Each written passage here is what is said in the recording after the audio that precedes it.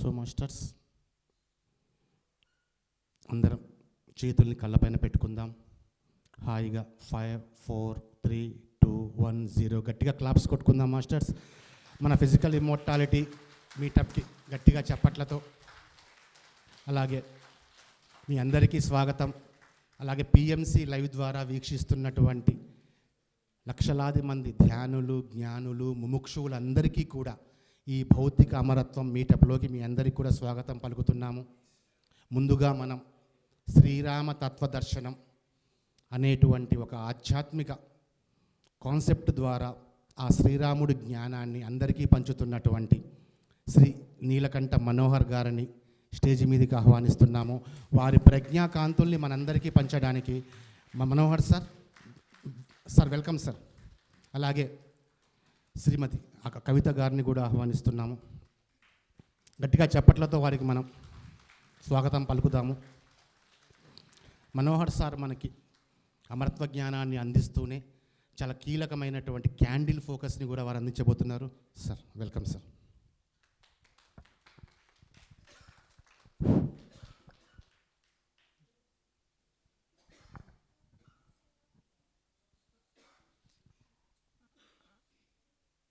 అద్వితీయమైన ప్రపంచానికి నేను సుస్వాగతం తెలియజేస్తున్నాను.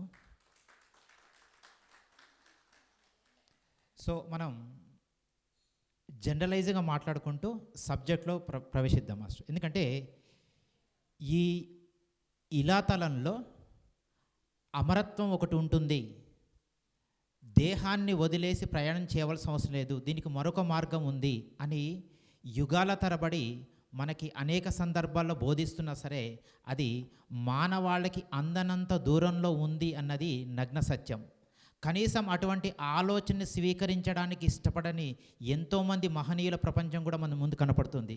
అటువంటి తరుణంలో మనం ఇక్కడ నిలబడి భౌతిక అమరత్వం ఒకటి ఉంది, అసలు అటువంటి ఆలోచన స్వీకరించడానికి భయపడుతున్న వేల సంవత్సరాల తరుణంలో మనం ఇక్కడ నిలబడి ఉన్నామంటే అటువంటి ఆలోచనకి నేను సుస్వాగతం తెలియజేస్తున్నాను.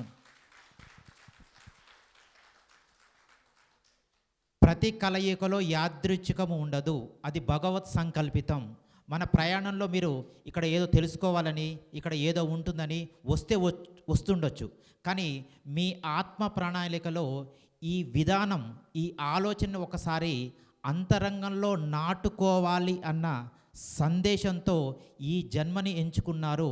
ఆ జన్మలో ఈరోజు కలయిక అత్యంత పవిత్రమైనది అని ఆ కలయికకి నేను శుభాకాంక్షలు తెలియజేస్తున్నాను.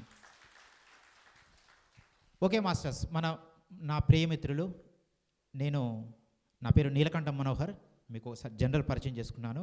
సో నేను 20 సంవత్సరాలుగా ఒక లెక్చరర్స్గా విద్యావృత్తిలో ఉండి నేను ఆధ్యాత్మిక మార్గంలో రామ్త విజ్ఞానాన్ని 20 సంవత్సరాలుగా అందుకొని దాంతో ప్రయాణం చేస్తూ స్టార్టింగ్లో దాంతో వ్యవహరిస్తూ చివరికి అదే నా శ్వాస, అదే నా ధ్యాస, అదే నా ప్రయాణంతో నేను ప్రయాణం చేస్తూ నేను ఒక కుటుంబ వ్యవస్థని ఏర్పాటు చేసుకున్నాను.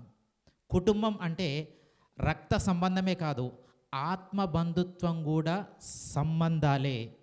అసలు మాస్టర్ పెట్టిన ఉద్దేశమే చాలా అద్భుతం. ఫిజికల్ ఇమ్మోర్టాలిటీ ఎవరి నుంచి సాధ్యమవుతుంది అంటే సప్త ఋషుల ద్వారా సాధ్యమైందని విన్నారమ్మా? వీళ్ళందరూ సంసార యోగులే కదా. సంసారంలో నిర్వాణం ఉంటుంది. సంసార యోగం కూడా ఫిజికల్ ఇమ్మోర్టీ కోసమే నిర్దేశించబడ్డది అని మన సనాతనం మనకి తెలియజేస్తుంది.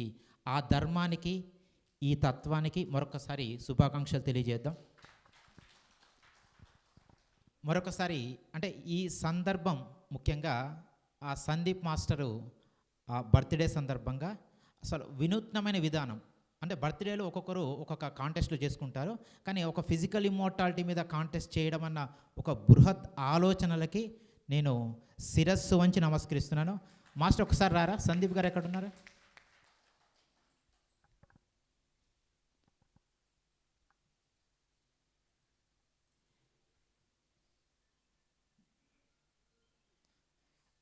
It's a great wonderful sir. ఎందుకంటే నేను ఒక వ్యాపారవేత్తగా నేను ఒక ల్యాండ్ ఇన్వెస్ట్మెంట్ ఆఫీసర్గా నేను ఎన్నో ప్రయోగాలు చేస్తుంటామా, అక్కడ కూడా మేము ఇట్లా చేసుకుంటూ ఉంటాం, రిట్రీట్ చేసుకుంటాం. అందరిలో ఏదో లక్ష్యాలు గమ్యాలు తెలుసుకుంటూ ఉంటాం. కానీ ఈ మహానుభావుడు వయసులో చిన్నవాడైనా సరే, మేము 20 సంవత్సరాలు పడిన తపనలో ఆ రోజు కనీసం ఇది ఉంటుంది వినడానికి ఇష్టపడని ప్రపంచంలో నుంచి మేమందరం ప్రయాణం చేసి మేమందరం ఈ స్థాయికి వచ్చినామంటే ఈరోజు యూత్ కనపడుతుంది. ఆ రోజు యూత్ అన్నది ఈ పాయింట్ చెప్తే యుద్ధాలు చేసేవాళ్ళు, వెంబడించేవాళ్ళు, నీకు అవసరం అనేటవాళ్ళు. అటువంటి తరుణంలో ఈ అసలు విద్యార్థి అంటే ఇదమ్మా. విద్యార్థి అంటే తన పుట్టినరోజులో భౌతిక అమరత్వం కూడా ఒకటి ఉంది అనే ఆలోచనని అనుష్ఠానం చేసుకుంటున్న ఈ యోధుడికి మరొక్కసారి శుభాకాంక్షలు తెలియజేద్దాం. Thank you master, grand most welcome. Thank you sir. నాకు మన మాస్టర్స్ అందరూ ఒక 30 minutes టైం ఇచ్చారు సార్. ఇక్కడ ఫిజికల్ ఇమ్మోర్టాలిటీ గురించి చెప్పమన్నారు. సబ్జెక్ట్ అంటే అది సెషన్ రూపంలో అయితే బాగుంటుంది, కానీ నేను చేసిన ప్రయాణాన్ని మీకు చూపిస్తాను. 20 సంవత్సరాలుగా నేను ఇదే ధ్యాస, ఇదే మూమెంటంతో వెళ్తున్నాను. అక్కడ నేను ఏం ప్రయోగాలు చేశానో మీకు ఒక్కసారి తెలియజేస్తాను. ఆ తత్వాన్ని మీకు ఒకసారి పరిచయం చేస్తాను. ఎందుకంటే భౌతిక అమరత్వం ఆ విధానంలోనే మహోన్నతమైన శాస్త్రం కొలువయ్యింది. నేను ఒకటి చెప్తున్నాను, రామ్తా వాస్టర్ అంటే మన శ్రీరామచంద్రుడు మనకు ఒకటి చెప్పాడమ్మా.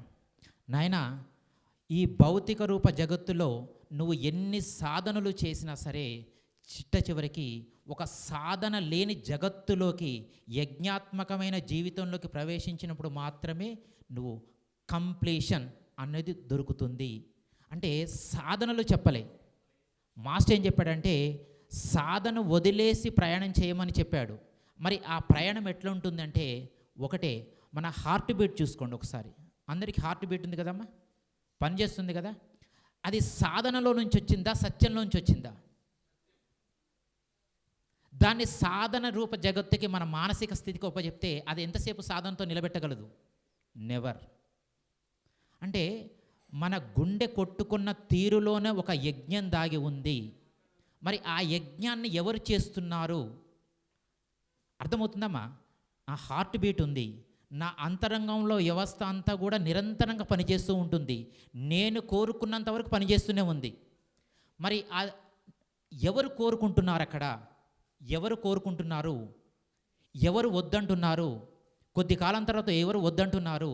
ఇది తెలియాలంటే రామ్తా మాస్టర్ మనకు తెలిసింది, నీలో 2 నేనులు ఉన్నాయి నాయనా.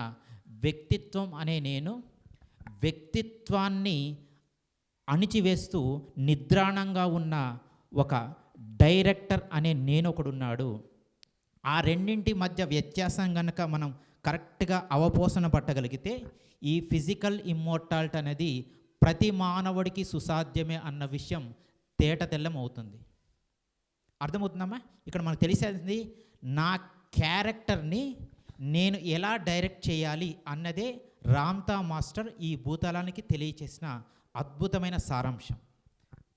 దానికి మనందరం తదాస్తు తెలియజేద్దాం. మీరందరూ ఒకసారి తదాస్తు అనండి సార్. ఏం చేస్తున్నాం మనం? నా వ్యక్తిత్వాన్ని నేను ఎలా హ్యాండిల్ చేయాలి అని మాత్రమే తెలియజేశాడు. నువ్వు ఈ ప్రపంచాన్ని ఎలా ఉద్ధరించాలి, నువ్వు వ్యక్తిత్వంలో ఎన్నిసార్లు కుప్పగూలిపోతున్నావు, నీ గత జన్మలో ఎన్ని కర్మలు చేశావు, దేర్ ఈజ్ నో కౌంట్. ఒకటే పాయింట్ చెప్పాడు. ఏం చెప్పాడు? నీ వ్యక్తిత్వాన్ని, నీలో ఉన్న నిజతత్వం అంటాము, స్వయం అంటాము, ప్రజ్ఞ అంటాము, చివరికి ఆ మాస్టరు సామాన్య భాషలో తండ్రి అని చెప్పాడమ్మ. తండ్రి, నీలో ఉన్న తండ్రితో నువ్వు వ్యవహరించే వ్యవహారం కనుక అర్థం చేసుకోగలిగితే ఈ భూతలంతో ఈ అమరత్వం అంటే దేహం వేరు కాదు, మనసు వేరు కాదు, బుద్ధి వేరు కాదు, ఇవన్నీ సమన్వయంగా ఉన్న నీలో వ్యవస్థలు, అవి సృష్టించుకున్నది నువ్వే. అది భౌతిక దేహం కాదు, అది దేవాలయం అని అర్థమైన రోజు నీలో ఆ భగవతత్వంలో ఉన్న గర్భగుడి మేల్కొని నిన్ను శిరస్సు వంచి తల ఎత్తుకొని మహోన్నత తలాలకి ప్రయాణం చేసే జ్ఞానం నీలో ఉంది నాయన. అదే సంసార యోగం. అటువంటి సంసార యోగానికి మరొకసారి క్లాప్స్ కొడదాం. మాస్టర్ ఒక నిర్ధారణ చేస్తున్నాను, ఫిజికల్ ఇమ్మోర్టాలిటీ ఎక్కడ ఉందంటే సంసార యోగంలో ఉంది. దానికి అందరూ తదాస్తు పలుకుతాం, ఎందుకంటే మనం అందరూ ఆ స్థితిలో ఉన్నవాళ్ళం. మనకి పూర్వీకులు అనొచ్చు, మహోన్నతులు అనొచ్చు. ఎవరంటే మనకి ఆల్రెడీ సప్తర్షులు ఈ విధానాన్ని మనకు ప్రవేశపెట్టారు. కాబట్టి అటువంటి సంసార యోగంలో ఒక మాస్టర్ చెప్పింది అంటే, మనలో ఇంట్యూషన్ పెరుగుతున్న కొద్దీ బయాలజికల్ క్లాక్ ఏమవుతుందంటే నీకేం కావాలో నీకు అర్థమయ్యేటట్టు చేస్తుంది. అప్పుడు బయట ప్రపంచంలో గురువుల ప్రపంచం నుంచి కానీ ఆదర్శుల ప్రపంచం నుంచి కానీ నువ్వేం తీసుకోవు. నీ ఆత్మక్షేత్రం ఒప్పుకోదు. నువ్వు నీలో ఉన్న శక్తిని ఉపయోగించుకొని నువ్వు ప్రయాణం చేసినప్పుడు మాత్రమే ఆ పరమాత్ముడి యొక్క స్థితి సంపూర్ణ విజయం సిద్ధించబడుతుందని లిఖితపూర్వకంగా నిర్ధారించబడిన సత్యం ఇది. ఎవరు నిర్ధారించాడమ్మా? శ్రీరామచంద్రుడు. శ్రీరామచంద్రుడు అంటే మనకు ఒకటి తెలుసమ్మా, ధర్మాన్ని అనుష్ఠానం చేశాడు, తండ్రి వాక్కుని పరిపాలించాడు. ఇది ఈ ఒక్క పాయింట్ని కనుక మనం టేక్ ఓవర్ చేసుకొని దాన్ని కాస్త డీకోడ్ చేసుకొని మనం మన భవిష్యత్ తరాలకు చెప్పగలిగితే ఇది సాధారణ విద్యలో అంతర్భాగం. వేద విద్యలలో ఉన్న మూలం కూడా ఫిజికల్ ఇమ్మోర్టాలిటీ అన్న విషయం సహజత్వం అవుతుంది. ఆ ప్రయాణంలో గెలుపా ఓటమ తర్వాత కానీ నువ్వు పోరాటం చేసి తీరుతావు. గెలవచ్చు, ఓడిపోవచ్చు. గెలుపులో ప్రయాణాన్ని, ఓటమిలో అనుభవాన్ని దర్శించడమే విజయం అని ఆ శ్రీరామచంద్రుడు మనకి అలనాడే చెప్పాడు. కానీ అది అప్డేట్ వర్షన్లో తానే మళ్ళీ వచ్చి, నాయన ఈ భూతలంలో మొట్టమొదటిసారిగా అమరత్వాన్ని సిద్ధించుకున్న మీ యొక్క అపూర్వ సహోదరుణ్ణి ఏమన్నారంటే, గురువన్లే అపూర్వ సహోదరుణ్ణి. ఆల్రెడీ యూట్యూబ్లో ఒక ప్రోగ్రామ్ ఇస్తే అందరికీ ఎట్లా అందుబాటులో ఉంటుందో ఈ భూతలంలో ఆ అమరత్వం అధిరోహణ అనే విద్య ఆల్రెడీ ప్రోగ్రామ్ చేయబడ్డది. ఆ ప్రోగ్రామ్ చేయబడ్డ తర్వాతే ఆ మూలాలు వేదాలుగా, ఉపనిషత్తులుగా, స్మృతిలో, స్పర్శలో అన్నింటిలోకి అది ప్రవేశించింది. మరి ఆనాడు బోధించిన జ్ఞానం మళ్ళీ మేల్కొన్నది. అటువంటి రామ్తా మాస్టర్ యొక్క విద్యని విద్యా విధానంలో గనక ప్రవేశపెట్టుకోగలిగితే, నిత్య విద్యార్థిగా నువ్వు ప్రయాణం చేయగలిగితే, ఒక స్కూల్లో చూడండి, ఒక డాక్టర్ మంచి అయినప్పుడు నువ్వు ఏ విద్యార్థి ఉంటాడు? నువ్వు ఆక్స్ఫర్డ్ స్టూడెంట్ అంటే బాగా చేతులెత్తి అబ్బో బ్యాక్గ్రౌండ్ స్కోర్ బాగుందంటాడు. కానీ నువ్వు రామ్తా స్టూడెంట్ అయినప్పుడు ఖచ్చితంగా వేద విద్యని నిరంతరంగా అధ్యయనం చేస్తే నీ సహజత్వంలో అంతర్భాగం అవుతుంది. ఫిజికల్ ఇమ్మోర్టాలిటీ లక్ష్యం నుంచి రాదు, నీ జీవన ప్రయాణం యొక్క మెరుగుదలలో నుంచి సుసాధ్యమవుతుందని మన మహనీయుడు ఒకసారి తెలియజేసాడమ్మ. దాని నుంచి నేను చేసిన ప్రయాణం ఒకసారి తెలియజేశాను. ప్రార్థన ప్రారబ్ధ కర్మలను తొలగిస్తుంది. ప్రార్థన ద్వారా ఏం జరుగుతుందంటే, మరొకసారి చెప్తున్నాను, నీ ఆత్మహృదయం స్పందిస్తుంది. నీలో నేను కాని నేను పక్కగా జరిగి నిజమైన నేను ఆవిష్కరించబడి తాను నీకు స్పందిస్తాడు, స్పర్శిస్తాడు. సార్ ఫిజికల్ ఇమ్మోర్టాలిటీని ఎవరు నేర్చుకోవాలంటే, సార్ అది మృత్యు కదా, ఈ వయసుకి సాధ్యం కాదు. డే క్రియేషన్లో చెప్పాడు, బాగా గుర్తుపెట్టుకోండి. There is no creation, there is no God. There is no day creation, there is no evolution. ఎక్కడ చెప్పబడ్డదండి? నువ్వు సృష్టించే సృష్టికర్తగా రోజును సృష్టించలేని వాడివి. నువ్వు ఈ పదాలు వినడానికి, దాన్ని సాధించడానికి సాధ్యం కాదు నైనా. అర్హత సాధించాలంటే నువ్వు సృష్టికర్తగా వ్యవహరించాలి. దాంట్లో మేము తీసుకున్న ఒక ప్రార్థనని మీకు అందరికీ తెలియజేస్తాను. ఒకసారి మా మిసెస్ కవిత దాన్ని చేస్తారు. మీరు కూడా ఎలా కూర్చుంటారంటే, స్పైనల్ కార్డ్ స్ట్రైట్గా ఉంటుంది సార్. మనందరూ ఈ మహానుభావుల ప్రపంచం నుంచి తీసుకునేటప్పుడు వెళ్ళేటప్పుడు టేక్ అవే ఏం తీసుకెళ్తున్నాం అన్నప్పుడు, ఎస్ ఆత్మశక్తిని, ఒక అద్భుతమైన వినూత్నమైన శక్తిని నేను తీసుకెళ్తున్నానని మీకు అర్థమవుతుంది సార్. మీరు కొద్దిసేపు ఒక్క నిమిషం ఇలా కూర్చోండి. మీ స్పైనల్ కార్డ్ స్ట్రైట్గా ఉంటే చాలు. మీ ఎడమ చేయిని ఆత్మ హృదయం మీద ఉంచుకుంటే చాలు. ఎడమ చేయి మీ కుడి చేయిని స్థిరంగా ఉంటే చాలు. కళ్ళు మూసుకొని ఈ ప్రార్థన ఒక్కసారి వినండి.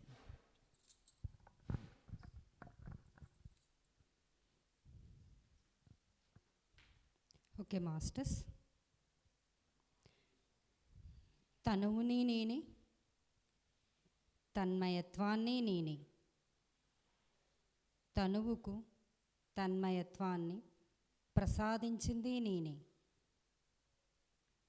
తనువులో శాశ్వతాంశాన్ని నేనే. శాశ్వతత్వాన్ని మేల్కొల్పే జన్యు సమాచారాన్ని నేనే. క్షయాన్ని నేనే, అక్షయాన్ని నేనే. పంచతంత్రను నేనే,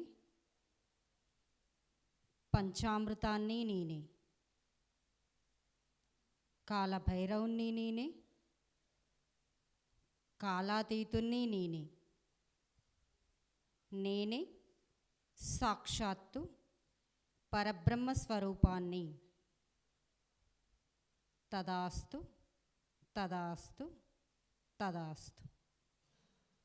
ఓకే మాస్టర్స్, థ్యాంక్ యూ అండి. ఓకే మాస్టర్స్, ఇక్కడ 2 నేనుల గురించి ప్రస్తావన జరిగింది. ఇది ఎక్కడి నుంచి తీసుకోలేదమ్మా, మా ప్రయాణం నుంచి. అంటే మనం ఎప్పుడైతే కుటుంబ వ్యవస్థగా ఆత్మీయ బంధాన్ని ఏర్పరచుకుంటామో మనలో ఒక మైండ్ ఆఫ్ గాడ్ అనేది జనరేట్ అవుద్ది. ఆ ప్రపంచం నుంచి నీకు కావాల్సింది ఏందో నీకు అందుద్ది. అట్లా మేము ఈ ప్రపంచం నుంచి దీన్ని నిజమైన నేను, నిజం కాని నేను యొక్క వ్యత్యాసాన్ని గుర్తిస్తూ ఆ స్పృహలో నిరంతరంగా ఆ జ్ఞానాన్ని ఆస్వాదిస్తూ ఉన్నాం. సార్, దీని వెనక ఆధ్యాత్మికత అంటే అది ఏదో ఎప్పుడో నేర్చుకున్నది అనుకుంటాం, కానీ దాని వెనక ఒక స్వస్వరూప జ్ఞానం మే ఆధ్యాత్మకి పరమార్థమని శ్రీకృష్ణుడు కూడా నిర్ధారించాడు. ఈ మధ్య నేను భగవద్గీత చదువుతుంటే ఏ శ్లోకంలో అయినా సరే, ఏ తాత్పర్యంలో అయినా సరే, అక్కడ తాను చెప్పింది మహోత్కృష్టంగా ఉంది కదా, అది ఎంతసేపటికి ఆ ముగింపు మరణం చుట్టే తిప్పుతున్నారు అని ఒక్కొక్క తెలుసుకుంటుంటే ప్రతి మహనీయుడు నిర్ధారించాడు. కరెక్ట్గా మనం దాన్ని డీకోడ్ చేసుకోలేకపోతున్నాం. అర్థాల వైపు మాత్రమే ప్రయాణం చేస్తున్నాం. మనం పరమార్థాల వైపు ఒక్కసారి నిలబడి చూడగలిగితే ఈ విద్య సుసాధ్యం అవుతుంది అని మన ద్వారా నిరూపించబడుతుంది.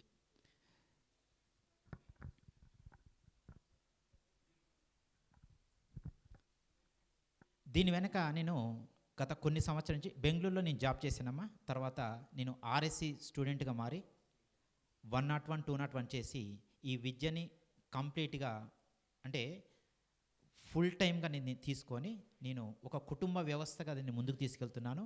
మరి అటువంటి కుటుంబ వ్యవస్థలో సాహసాలు ఉన్నాయి, క్షీరసాగర మదనం ఉంది, అక్షయతత్వం అంటే మస్తిష్కములో ఉన్న మూలాలు మేల్కొలుపులు ఉన్నాయి. ఇవన్నీ ఎట్లా ఉంటాయంటే ఏదో రెడీమేడ్గా వచ్చాయి కదమ్మా. క్షీరసాగర మదనం జరిగి తీరాలి, దాన్ని తట్టుకున్న వాడే ఆ మార్గంలో నిలబడగలడు అని శ్రీరామచంద్రుడు నిలబడ్డాడు. శ్రీరామచంద్రుడు కష్టాలు ఉన్నాయా లేదమ్మా? ఉన్నాయి. ఎవరి మాట తాను తప్పుకోలే, ఎవరి మాట స్పష్టంగా విన్నాడు? తండ్రి మాట. కృష్ణుడి జీవితంలో కష్టాలు లేవా? అసలు ఆయన పుట్టుకే కష్టంలోంచి ప్రారంభించబడ్డది. అంటే దివ్య మేధస్సును అందుకోవాలని తప్పించే ప్రతి మహనీయుడు క్షీరసాగర మదనంలో పాలు పంచుకొని తీరవలసిందే. ఇది నగ్న సత్యం. అట్లా అంటే నేను ఏర్పాటు చేసుకున్న ఆ కుటుంబంలో ఒక్కొక్కరు ఒక టాస్కీ ఉన్నారమ్మా. ఎట్లా ఉన్నారంటే ఇక ఎండ్ ఆఫ్ ద మూమెంట్ ఎట్లా ఉంటాయి, ఇక రేపు ఎల్లుండే డెత్ ఉన్నప్పుడు ఎంత ఫైరింగ్ ఉంటుందో అంత ఫైరింగ్తో చేసేవాళ్ళు ఉన్నారు, క్రియేషన్ చేసేవాళ్ళు ఉన్నారు. ఆ ప్రపంచాన్ని మీకు ఒక్కసారి పరిచయం చేస్తాను. సో వీళ్ళందరూ ఒక్కొక్క మాటగా మీకు చెప్పేస్తాను. ఒకసారి మన వాళ్ళు ఈ రండమ్మా స్టేజ్ మీదకి.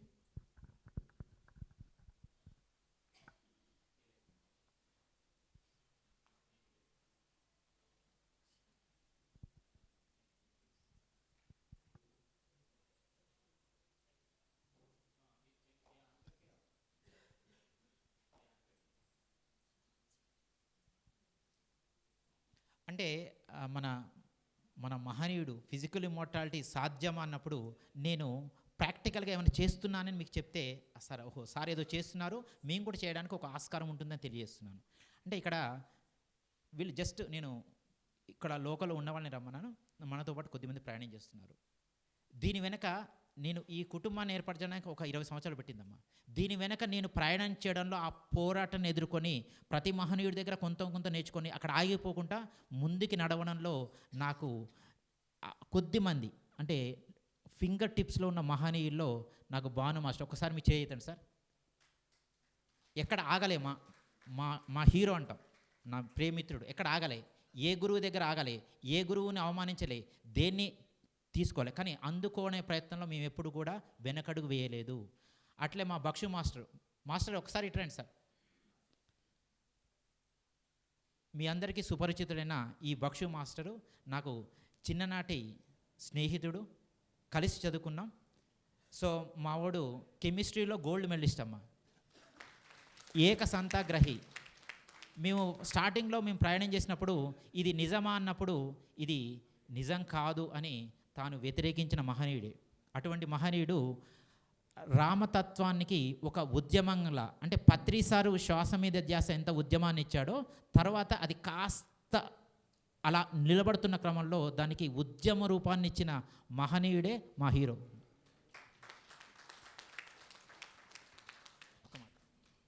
ఓకే, థ్యాంక్ యూ మనం. Thank you. అంటే చూడండి మా వెనక అంత జర్నీ ఉంది సార్. బాను సార్ ఒక్క నిమిషం, అంటే నా మిత్రుడిగా పరిచయం చేస్తున్నాను. అంటే మేము చేసిన ప్రయాణం వెనక కష్టాలు, కన్నీళ్ళు, బాధలు, అంటే ఒక సర్టెన్ టైంలో డబ్బుని వెనకేసుకోవాలి కాదు మహాసత్యం వైపే నిలబడాలి అని నాకు అంటే స్ఫూర్తిగా ఉన్నదంటే ఎవరు ఇక్కడ వరకు నిలబడ్డారు సార్. ఎంతోమంది ఉన్నారు, ఇక్కడ వరకు నిలబడి దూరం నుంచి వచ్చిన మహనీయుడికి నేను మిత్రుడిగా నేను హృదయపూర్వక నమస్కారాలు తెలియజేస్తాను. Thank you masters. బ్యూటిఫుల్. అది మాటల్లో కాదు చేతల్లో చేసి చూపించడం అనేది ఎప్పుడైనా అల్టిమేట్. అది ప్రాక్టికల్గా ఎంతమంది జీవితాల్లో, అంటే ప్రస్తుతానికి అందుబాటులో ఉండి వచ్చిన వారు ఎంతమంది జీవితాల్లో వెలుగుల్ని నింపటం, జీవితం మీద ఆశని కలిగించటం అనేది చిన్న విషయం కాదు. Hats off to you both and your family. ఎందుకంటే క్షీరసాగర మదనం అంటున్నాం, కష్టాలు తప్పవు. నువ్వు నిలకడగా నిలబడి ఏమి ఆశించకుండా నీ స్వయం నుంచి మాత్రమే ఆశించి చేసే ప్రయాణంలో మా మహనీయులను చూపిస్తున్నాను. ఎందుకంటే మీకు స్ఫూర్తిగా ఉండాలి. ఇక్కడి నుంచి ఏం తీసుకెళ్తున్నాం, ఎవరున్నారు అంటే ఒక్కసారి నా పరిచయం చేస్తున్నాను. సో నేను బెంగళూరులో ఉన్నప్పుడు నేను నేర్చుకున్నాను, నాకు చాలు, ఒక్కసారి హిమాలయాకి వెళ్ళి నా జర్నీ నేను చూసుకుంటే చాలు అన్న తరుణంలో, లేదు నాయన, నువ్వు ఉద్ధరించబడాలంటే నీలో ఉన్న నువ్వు అందరిలో ఉన్న వాడివే అని కొంతమందికి నువ్వు స్ఫూర్తి కలిగించినప్పుడు మాత్రమే నీలో ఆ హయ్యర్ కాన్షియస్ యొక్క ఫ్రీక్వెన్సీని అందుకోగలవన్నప్పుడు అప్పుడు నేను కుటుంబ వ్యవస్థ అనేది నాకు కరెక్ట్ కనెక్ట్ అయిందండి.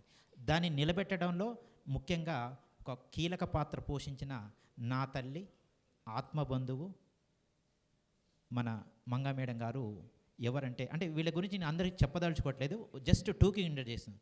తాను ఇప్పుడు క్షీరసాగర మదనం తీవ్రతరంలో ఉంది.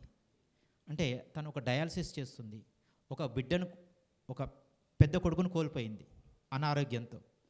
చిన్న కొడుకు అనారోగ్యం వచ్చినప్పుడు నిలబడ్డది. కానీ ఏ రోజు కూడా నా దగ్గర నుంచి సార్ మీరు ఏం నేర్చుకున్నారని నన్ను అడగదు, ఏం చెప్తే అది ఆచరిస్తుంది. మృత్యువుతో పోరాటం చేస్తున్నా సరే సార్ మార్నింగ్ ఏం నేర్చుకోవాలి అంటే ఆ తపనమ్మ. అటువంటి స్థిరమైన యోగులు నిజమైన పవిత్ర యుద్ధంలో పరమ విజయాన్ని అందుకుంటారు అన్నది నగ్న సత్యం. ఎందుకంటే మాస్టర్ చెప్తాడు, డిఫైనింగ్ ద మాస్టర్ చెప్పాడు, నువ్వు ప్లెయిన్ ఆఫ్ బ్లిస్లో నువ్వు ఎవరికైనా సమాధానం చెప్తావు, నీకు నువ్వు సమాధానం చెప్పాలి. నువ్వు ఇక్కడ యుద్ధం ఎలా చేయగలిగావు, స్వయంతో చేసావా, పాత్ర వరకే ఆగిపోయావా అన్న దాన్ని గుర్తిస్తే నిజంగమ్మా ఆ క్షణమే ఆ స్వయం తృప్తి, ఆత్మసంతృప్తి లభిస్తుంది. ఒక్క నిమిషం తన అనుభవాన్ని ఒక్క నిమిషం షేర్ చేస్తారు, వినండి. నేను 13 సంవత్సరాలు సాధన చేశాక ఆ సాధనలోంచి యజ్ఞం అనేది మనోహర్ సార్ దగ్గర నేర్చుకున్నానండి. 2021లో రామత జ్ఞానంలోకి వచ్చాను. నా జీవిత గ్రంథం అని వైట్ బుక్ని 3 సంవత్సరాలు మేము 33 నెలలుగా యజ్ఞాలతో చేసుకుంటూ 21 అఫర్మేషన్స్ ప్రతి నెల మా జీవితంలో అప్లై చేసుకుంటూ నిరంతరం నీ చేతి వ్రాతే నీ తలరాత మారుతుందమ్మా అని చెప్పారు. అదేవిధంగా మేము ఈ 3 సంవత్సరాల్లో ఒక వైట్ బుక్నే 5 లాంగ్ నోట్స్ల కింద తయారు చేసుకుని మేము ప్రతిరోజు ఒక పేరాని ఒక రోజు 1 గంట క్లాస్ చెప్తూ నోట్స్ రాసుకున్నాం. ఆ నోట్స్ని కూడా ఆచరణలో, అంటే నోటితో చెప్పడం కాకుండా అనుభవం, అనుభూతిగా ఆ జ్ఞానంతో ఇవాళ నేను జీవిస్తున్నానండి. మళ్ళీ ఇంకొకటి చెప్పారు సారు, 50% జ్ఞానంతో జీవించవచ్చు, 50% ఆహారంతో జీవించవచ్చు అన్నారు. ఇవాళ నేను 90% జ్ఞానంతో జీవిస్తున్నానండి. ఎందుకు అంటే ఎంతోమంది గురువుల దగ్గర నేర్చుకుని ఫైనల్ నాలో నుంచి నేను గురువు నుంచి ఒక మాస్టర్గా ఇవాళ జ్ఞానం తీసుకుని నేను ఒక మాస్టర్ని అని చెప్పడానికి రెడీగా ఉన్నానండి. ఎందుకంటే ఎంత జ్ఞానం నేర్చుకున్నా ఎవరి దగ్గర నుంచో నేర్చుకోవడం కాదు, నా అనుభవంతో నా అనుభూతితో ప్రతి క్షణం ఆ డే క్రియేషన్ చేసుకుంటూ క్యాండిల్ ఫోకస్ చేసుకుంటూ ప్రతిరోజుని నేను నాకు నచ్చిన విధంగా సృష్టించుకుంటున్నాను. డాక్టర్లు అయితే 5 సంవత్సరాల క్రితమే జీవితం లేదు అన్నారు. అలాగే నాకు ఈ 2009లోనే పెద్దబాబు రావడం, కిడ్నీస్ ఫెయిల్యూర్ అవ్వడం, 2013లో చనిపోవడం. అప్పుడు నేను సాధనలో ఉన్నాను. ఆత్మ వేరు శరీరం వేరు అనుకున్నాను, కానీ ఆత్మే శరీరం అని 2021లోకి వచ్చాక నా అనుభవంతో నేను నిలబడ్డాను. అలాగే 30 సంవత్సరాలు రెండో కొడుకు కూడా అదే స్టేజీలోకి వచ్చేసాడు సడన్గా. తను కూడా ఇవాళ జీవించుకున్న నా వాస్తవానికి నేనే సృష్టికర్తను అని తను తాను జయించాడు. తనని దాన్ని జయించి ఇవాళ ఆరోగ్యంగా ఉన్నాడు. మా కోడలండి ఇక్కడే ఉంది, తను కూడా అంటే సైన్స్ని ఎంతవరకు అంటే మనమే సృష్టించుకోవచ్చు అని తను ఛాలెంజ్గా ఒక బిడ్డని నిలబెట్టుకుంది. ఈ భూమి మీదకి రామతమాషం. అలా మా జీవితంలో అంటే ఏదైనా ఆ మథనం తర్వాత అమృతం లభిస్తుంది, అదే అనుభవం. అంటే అంతవరకు ఆ సమస్య నుంచి పారిపోవాలని ప్రయత్నించేదాన్ని. ఇప్పుడు అధిగమిస్తూ నిరంతరం ఆ ఆనందాన్ని పొందుతున్నామని.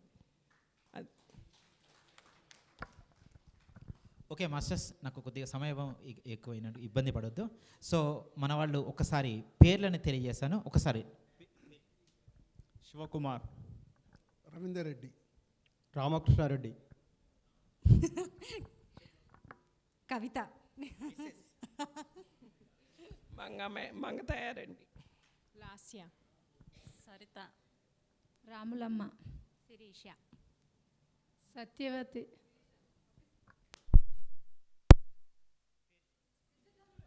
శిరీష. ఓకే మాస్టర్స్, ఎందుకంటే తర్వాత వీళ్ళందరి గురించి మీకు తెలుస్తూ ఉంటుంది. ఎందుకంటే తెలియాలమ్మా, పోరాటం చేస్తున్న వాళ్ళు ఒకళ్ళు ఉన్నారు, మీకు ఒక స్ఫూర్తి కోసమే నేను అమ్మా sorry for that Bhaskar, sorry sir.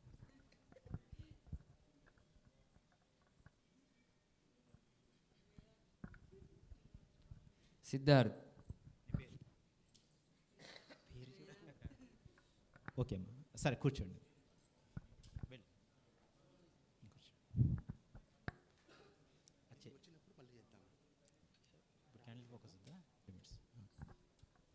Okay masters, ఈ అవకాశాన్ని ఇచ్చిన మహనీయులకి నేను శిరస్సు వంచి నమస్కరిస్తున్నాను. సో ఎండింగ్ సెషన్లో మనం ఒకసారి క్యాండిల్ ఫోకస్ గురించి ఒకసారి సెర్చ్ చేసి దాన్ని ముగిద్దాం. ఎందుకంటే ద బ్యూటీ ఆఫ్ ఎసెన్స్, మనం మాటలు తీసుకెళ్తున్నామా అది కీలకంగా ఉంటుంది కాబట్టి అది ఎండింగ్లో తీసుకుందాం. సో నాకు ఈ అవకాశాన్ని ఇచ్చి నన్ను ఇక్కడ ఆహ్వానించిన మహనీయులకి, మిత్రులకి, పెద్దలకి అందరికీ నేను శిరస్సు వంచి నమస్కరిస్తున్నాను. థ్యాంక్ యూ అనండి. Okay, thank you very much Manohar sir. Sir చెప్పినట్టుగా మా ప్రయాణం అంత తేలికగా ఏం సాగలేదండి. ఎన్నో కష్టాలు, ఎన్నో కన్నీళ్ళు, ఎంతో నేర్చుకోవడం అన్న పదమే ఒక 15 సంవత్సరాలు నేర్చుకోవడం. అంతిమ సత్యం కావాలి అని చెప్పి పత్రిజీ గారిని అడిగినటువంటి 2008వ సంవత్సరం నుంచి మొదలు పెడితే మళ్ళీ మైక్ పట్టుకోవడానికి 2019వ సంవత్సరం పట్టింది. 11 సంవత్సరాలు జ్ఞానం తీసుకుంటూనే ఉన్నాం, ప్రజ్ఞగా మలుచుకుంటూనే ఉన్నాం. ఇప్పుడు ఉన్నంత వాతావరణం అప్పుడు మా కాలంలో ఉండకపోయేది. ఎన్నో సూటిపోటి మాటలు, వీళ్ళంట మరణాన్ని జయిస్తారంట, ఎన్నో సూటిపోటి మాటలు అన్నిటినీ ఎదుర్కొన్నాము, తట్టుకున్నాము, ఈ స్థాయికి వచ్చాము. ఇక్కడ ఆనందించాల్సిన విషయం ఏంటంటే మా నెక్స్ట్ జనరేషన్ కూడా వచ్చింది. సందీప్, అజయ్, రమ్య మేడం గారు వస్తున్నారు. మా నెక్స్ట్ జనరేషన్ కూడా వస్తుంది. అది చాలా చాలా ఆనందకరమైనటువంటి విషయం. సో మాస్టర్స్, మన ఈ భౌతిక అమరత్వ యోధుల ఈ కూడికలో నెక్స్ట్ మనకి స్పీకర్ వస్తున్నారు. వరంగల్ నుంచి వచ్చారు శ్రీమతి డాక్టర్ ఇందిరా మేడం గారు వెల్కమ్. మహావతార్ బాబాజీ గారి యొక్క జ్ఞానాన్ని వారు తీసుకున్నారు. హిమాలయాలలో క్రియాయోగాన్ని నేర్చుకుని వరంగల్లో ఒక డాక్టర్గా వృత్తిరీత్యా వారు ఒక డాక్టర్ వృత్తి నిర్వహిస్తూనే ఎంతోమందికి కొన్ని వందల మందికి ఆమె క్రియాయోగాన్ని ఉచితంగా నేర్పించారు, అద్భుతంగా నేర్పించారు. ఆ క్రియాయోగంలో కూడా వాళ్ళు చేసేటువంటి అమరత్వ ప్రార్థనతో వాళ్ళు ప్రారంభిస్తారు. So welcome Indira ma'am. గట్టిగా మనం చెప్పట్లతో ఇందిరా మేడం గారి చక్కగా తెలియజేసుకుందాం. సమరస శుద్ధ సన్మార్గం అన్నది పైన ఉండే భాగము, అంటే ఈ అండంలోని జ్ఞానం అన్నమాట. ఇన్ని రోజులు మనము పిండ జ్ఞానం వరకే తెలుసుకున్నాము. అంటే ఏం చేసినాము? కళ్ళు మూసి ధ్యానం చేసినాము. మనం ఏమని తెలుసుకున్నాము?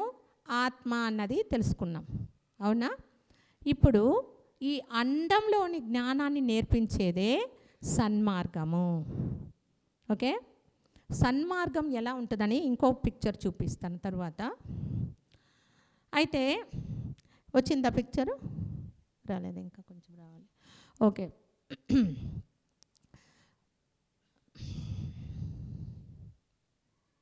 మనకి నిద్రావస్థ తెలుసు కదా. నిద్రావస్థ 3 ఉంటుంది, 4వది మనం ధ్యానంలకు తెలుసు, మిగిలిన వాళ్ళకి తెలీదు. రెగ్యులర్గా నిద్రపోయే వాళ్ళకి మనకి తెలుస్తుంది. ఎరుక, తర్వాత స్వప్నము, తర్వాత సుషుప్తి. ఇది వరకు ప్రాక్టికల్ అందరూ మానవులకి జరుగుతుంది. తురియం అనే ఒకటి ఉంది, అది ధ్యానులకు తెలుసు. ధ్యానులు తురియానికి వెళ్ళగలరు. 5వది తుర్యాతీతం అని అంటారు, చూపిస్తుందా కింద? ఆ తుర్యాతీతం మరణం అన్నమాట. మరణించిన వాళ్ళు ఆ తుర్యాతీత స్థితికి వెళ్ళిపోతారు, కిందకు వెళ్ళిపోతారు అన్నమాట. సో ఆ స్థితికి వెళ్ళిన తరువాత వాళ్ళు పైకి రావడం అన్నది కష్టం. ఎందుకంటే శక్తి మొత్తం కోల్పోతారు, జీవశక్తి మొత్తం కోల్పోయి ఆ జీవుడు అక్కడ పోయి పడిపోతాడు అన్నమాట. ఇది వచ్చి మన యొక్క సరాసరి మానవుల యొక్క జీవితంలో ఇలానే జరుగుతుంది. మరి ధ్యానులు అయితే మనం ధ్యానం చేసినప్పుడు ఏం జరుగుతుంది అంటే, ఎరుక బాగా కలిగి ఉన్నప్పుడు వాళ్ళు పైన చూడండి, పైన తల వరకు ఈ పక్క పెట్టుంటాను. ఈ తల భాగంలో ఎరుకలో ఉంటారు. ఎరుకు పైన ఒక సుషుప్తి, ఆ సుషుప్తిదా మకతం అన్నమాట. మనకి నిద్ర కాదు, అది ఫస్ట్ ఆలోచనలు వస్తాయి. అది వచ్చి మనసు, ఇక్కడ స్వప్నం వస్తుంది, అక్కడ ఆలోచనలు వస్తాయి. ఆ ఆలోచన ఎలా ఉంటుంది అంటే, మనము ఇప్పుడు రాబోయే కాలంలో ఏదైతే చేయబోతున్నామో అలాంటి ఆలోచనలు, లేక ఏదో ఒకటి తెలియని ఒక మంచి ఆలోచనలు వస్తూ ఉంటుంది. తరువాత ఆ మకత అన్నది వస్తుంది. ఆ తరువాత తురియం అన్నది ఉంటుంది. ఆ తురియానికి మనం చేరుకున్నప్పుడు మనకి మెసేజెస్ అన్నది వస్తుంది. ఓకే, అలా కాకుండా మేము యోగ నిద్రపోతాము అని ఎరుక లేకుండా నిద్రపోయినారనుకోండి, వాళ్ళు ఏం చేస్తారంటే కింద తుర్యానికి వస్తారు. కింద తుర్యం నుంచి మెసేజెస్ తీసుకుంటారు. వాళ్ళకు కూడా మెసేజ్ వస్తుంది, కింద నుంచి వస్తుంది. ఓకే, కానీ కింద తుర్యానికి వెళ్తే కిందనే ఏముంది? తుర్యాతీతం ఉంది, అది మరణాన్ని ఇస్తుంది. పైకి వెళ్ళామంటే పైన వచ్చి ఇక్కడ నుంచి పక్కన తుర్యాతీతం అని ఉండేది, అది ఏమిటి అంటే శక్తి. తుర్యం ఉంది, తుర్యం అన్నది చెప్పాను ఆల్రెడీ. తుర్యం అన్నది శివకలం, పక్కనే ఉండేది శక్తి కలం, తుర్యాతీతం. అక్కడ ఎనర్జీ ఉంటుంది, full and full of energy ఉంటుంది. ఆ ఎనర్జీని కూడా దాటుకొని వెళ్తే అక్కడ శూన్యం ఉంటుంది. వల్లలారు ఏం చెప్తారు? అందరూ ధ్యానం చేసి ఆ శూన్యానికి వెళ్ళిపోతున్నారు, శూన్యానికి వెళ్ళొద్దు, శూన్యానికి వెళ్ళొద్దు. అయితే మనం ఏం చేయాలి ఇక్కడ అన్నప్పుడు, ఇవి సూక్ష్మంగా వల్లలా నాకు నేర్పించింది మీకు చెప్తున్నాను, బాగా వినండి. ఎప్పుడు కానీ ఆయన చెప్పేది కూడా ఉండాలి. నాకు ఎప్పుడైతే నేర్పించారో, నేర్పించిన దాన్ని నేర్చుకున్న తర్వాత దాన్ని తమిళం వాళ్ళ ద్వారా ఉన్నారు కదా, నేను వెళ్తాను గురువుల దగ్గర, వాళ్ళ దగ్గర వాళ్ళు ఆ మాట నాకు చెప్తారనమాట. ఫస్ట్ ఇక్కడ నా క్లాస్ అయిపోతుంది, చెప్పాం కదా లోపల నుంచి విద్య జరుగుతుంది. దీన్ని అక్కడ చూపిస్తారనమాట ప్రాక్టికల్గా. చూడు నువ్వు క్లాస్ విన్నావు కదా, చూడు వాళ్ళు చెప్తారు అనేది చేపిస్తారన్నమాట. సో అలా చూపించినప్పుడు ఏం చెప్తారంటే, మీరు ఎప్పుడు మీ ఎరుక ఇక్కడే ఉండాలి, మీరు పైకి వెళ్ళొద్దు. మనం చెప్తాం, మనం ఎప్పుడు వచ్చి ధ్యానంలో కూర్చున్నప్పుడు పైకి వెళ్ళడం అలా చూస్తూ ఉంటాం. అంటే తుర్యాన్ని గమనిస్తూ, తుర్యాతీతాన్ని గమనిస్తూ శక్తి తీసుకుంటూ ఉంటాం న్యాచురల్గా. కానీ అది వద్దు అంటారు వల్లలారు. నువ్వు ఇక్కడే ఉండు, ఎరుకుతో ఉండు, ఎరుగుతూనే ఉంటూ ఇక్కడే నువ్వు వర్క్ చేస్తూ ఉండాలి. అప్పుడు మనకి సాధనగా ఏమి ఇచ్చినారు వల్లలారు అన్నప్పుడు ఈ 4 చెప్పాం కదా సచ్చీలతలు. దాంతోపాటు ముఖ్యమైన సాధనగా జీవకారుణ్యాన్ని మనకి ఇచ్చారు. నువ్వు మళ్ళీ కూర్చొని సాధన చేయాల్సిన పని లేదు. ఎప్పుడు ఇక్కడ ఉన్న దైవాన్ని, చిత్సభలోని దైవాన్ని నువ్వు ఎరుకతో గమనిస్తూ ఉంటూ ఇక్కడ ఇహలోకంలో భూమిలో జీవులకు నీవు ఏం చేయాలి? జీవకారుణ్యం చేయాలి.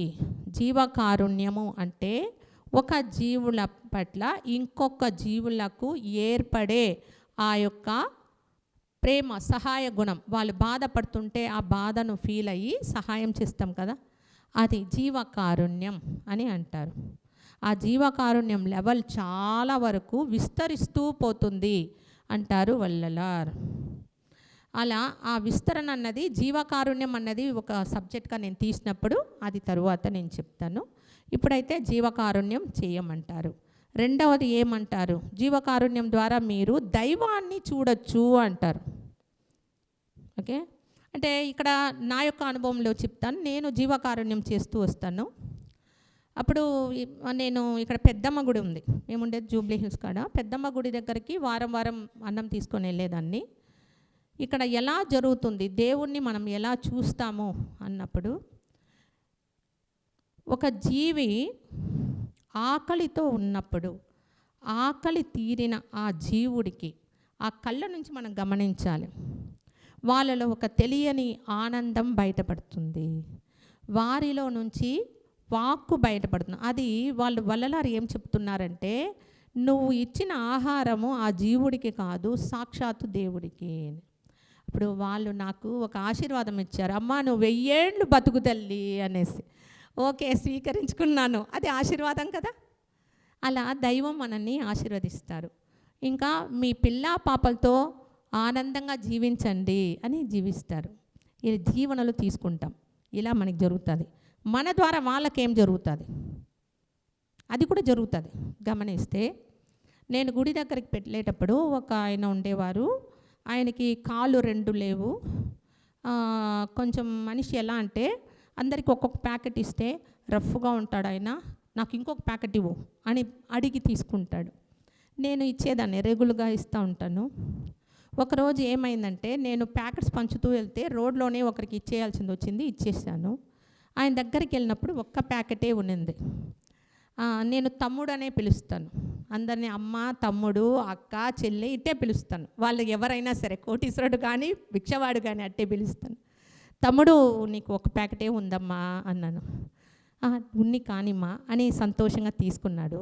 వెంటనే పక్కన ఒక ఆయన, అమ్మ నాకు కొన్ని చేతులు చూపిస్తున్నాడు. నేనేం చేసేది స్వామి, అయ్యో ఇట్ అయ్యిందే, నా దగ్గర లేదంటే, అమ్మ నేను ఇస్తానమ్మా అని ఇచ్చాడు. అంటే ఇక్కడ ఏం మార్పు వచ్చింది? ఎప్పుడు నాకు కావాలి కావాలని తీసుకునేవాడు, ఇచ్చే గుణము అతనిలో వచ్చిందా లేదా? వచ్చిందా? అందుకే జీవకారుణ్యం చెయ్యాలి. మన ద్వారా ఇతరులు మారుతారు, ఇతరుల దగ్గర ఉన్న దైవం ద్వారా మనలో మార్పులు సంభవిస్తాయి. ఇది నాలో అనుభవం అయ్యిందన్నమాట, నాకు అనుభవమైన విషయం ఇది. ఓకే, అదొకటి. Just minute please. టైం అయిపోయినట్టుంది, కట్ చేస్తున్నాను.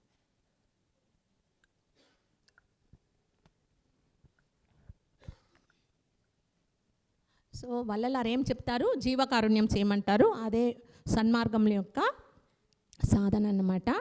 జీవకారుణ్యం చేయండి. ఆ సెకండ్ ఫోటో ఒక్కటి పెట్టేయండి. సెకండ్ ఫోటో ఒకటి పెట్టాను చూడండి. అంటే మనము సన్మార్గంలో ఎలా ఉంటుందంటే చూపించాను చూడండి. ఈ శరీరము పిండం, తల భాగం అండం.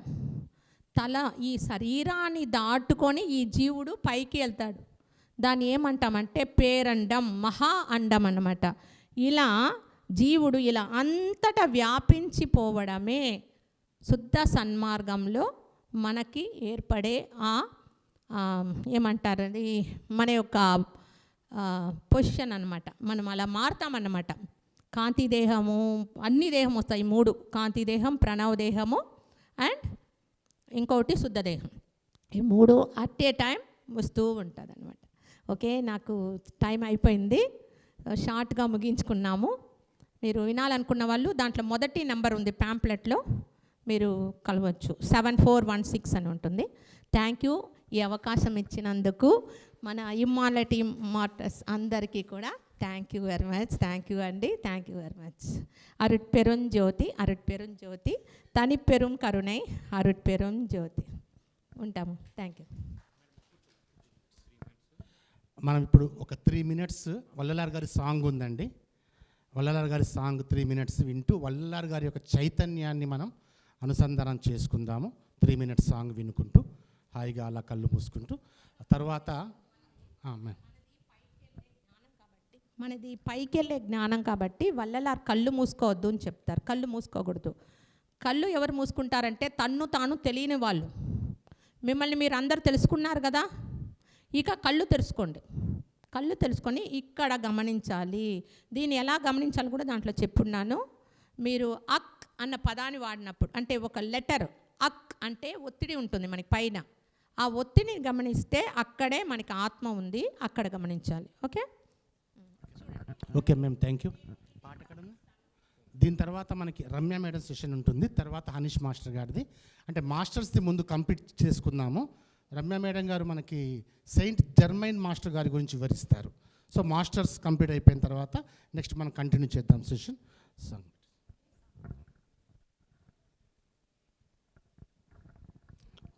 Okay ma'am, thank you very much. జీవకారుణ్యమే అమరత్వానికి మార్గం అని చెప్తారు వల్లలార్ గారు. సో ఆ వల్లలార్ జ్ఞానాన్ని గట్టిగా చప్పట్లు కొట్టుకుందాము. Okay, thank you very much madam. మా ఆహ్వానాన్ని మన్నించి వచ్చినందుకు థ్యాంక్ యూ వెరీ మచ్, కృతజ్ఞతలు. Thank you very much ma'am. So next Ramya madam గారు సెయింట్ జర్మైన్ మాస్టర్ యొక్క విజ్ఞానాన్ని వివరిస్తారు. ఇప్పుడు సెయింట్ జర్మైన్ మాస్టర్ తెలిసే ఉంటుంది, సమృద్ధి అమరత్వం రెండూ కలిగినటువంటి వ్యక్తి. రిచెస్ట్ స్పిరిచువలిస్ట్ అనమాట తను. ఇన్ ది ఎంటైర్ యూనివర్స్లోనే రిచెస్ట్ స్పిరిచువలిస్ట్ తను. అలాంటి సెయింట్ జర్మైన్ మాస్టర్. సో ముందు మాస్టర్స్ కంప్లీట్ చేద్దామన్న ఉద్దేశం. సో సెయింట్ జర్మైన్ మాస్టర్స్ యొక్క విజ్ఞానాన్ని రమ్య మేడం గారు, మీ అందరికీ తెలుసు మ్యామ్, అక్కడి నుంచి చెప్తారా? రమ్య మ్యామ్ గారు మీ అందరికీ తెలుసు, హొపోనోపోనోగా ఒక సర్టిఫైడ్ హీలర్, సౌండ్ హీలర్ కూడా మీ మేడం గారు.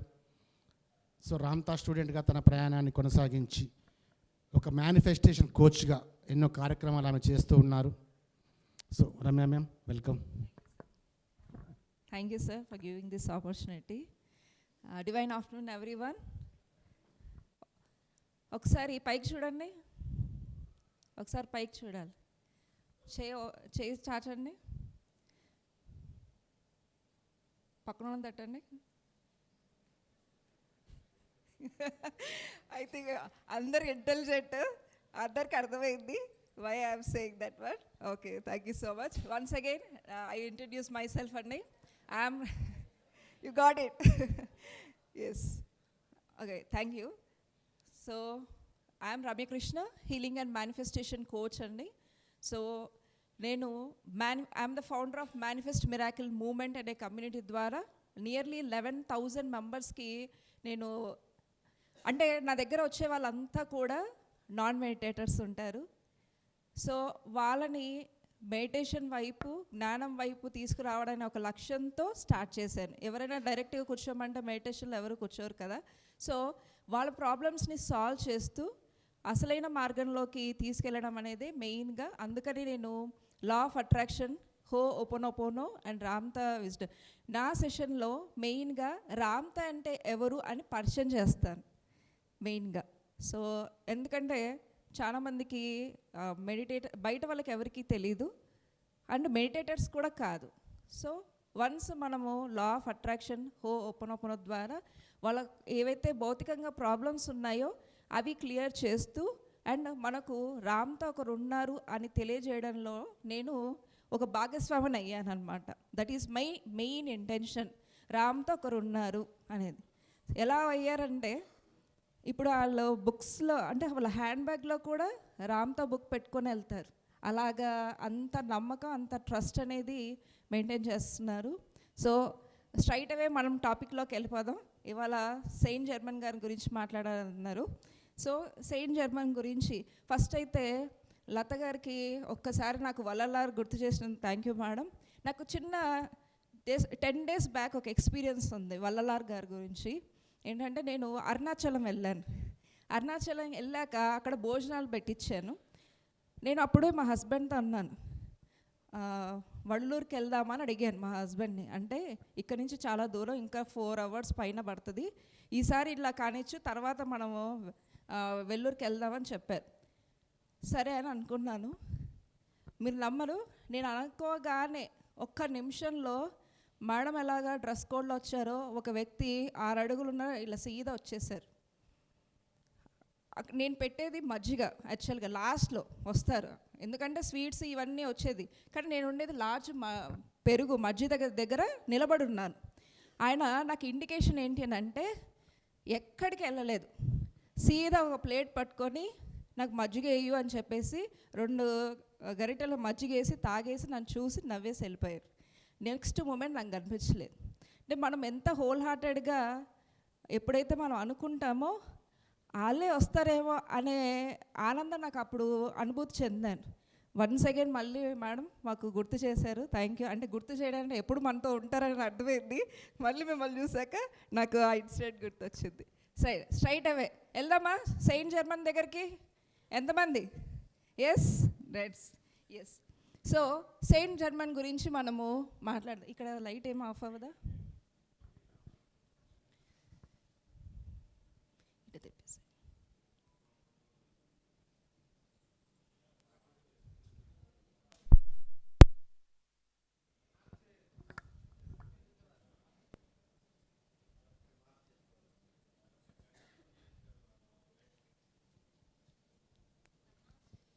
మీ అందరికీ సెయింట్ జర్మన్ గురించి తెలుసు, అలా గుర్తు చేద్దామని అంతే.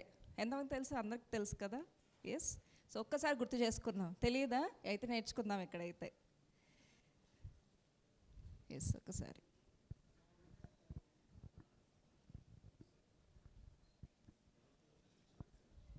లంచ్ ఎలా ఉంది? సూపర్ కదా. ఇంకా దాని నుంచి బయటికి రాలేదు.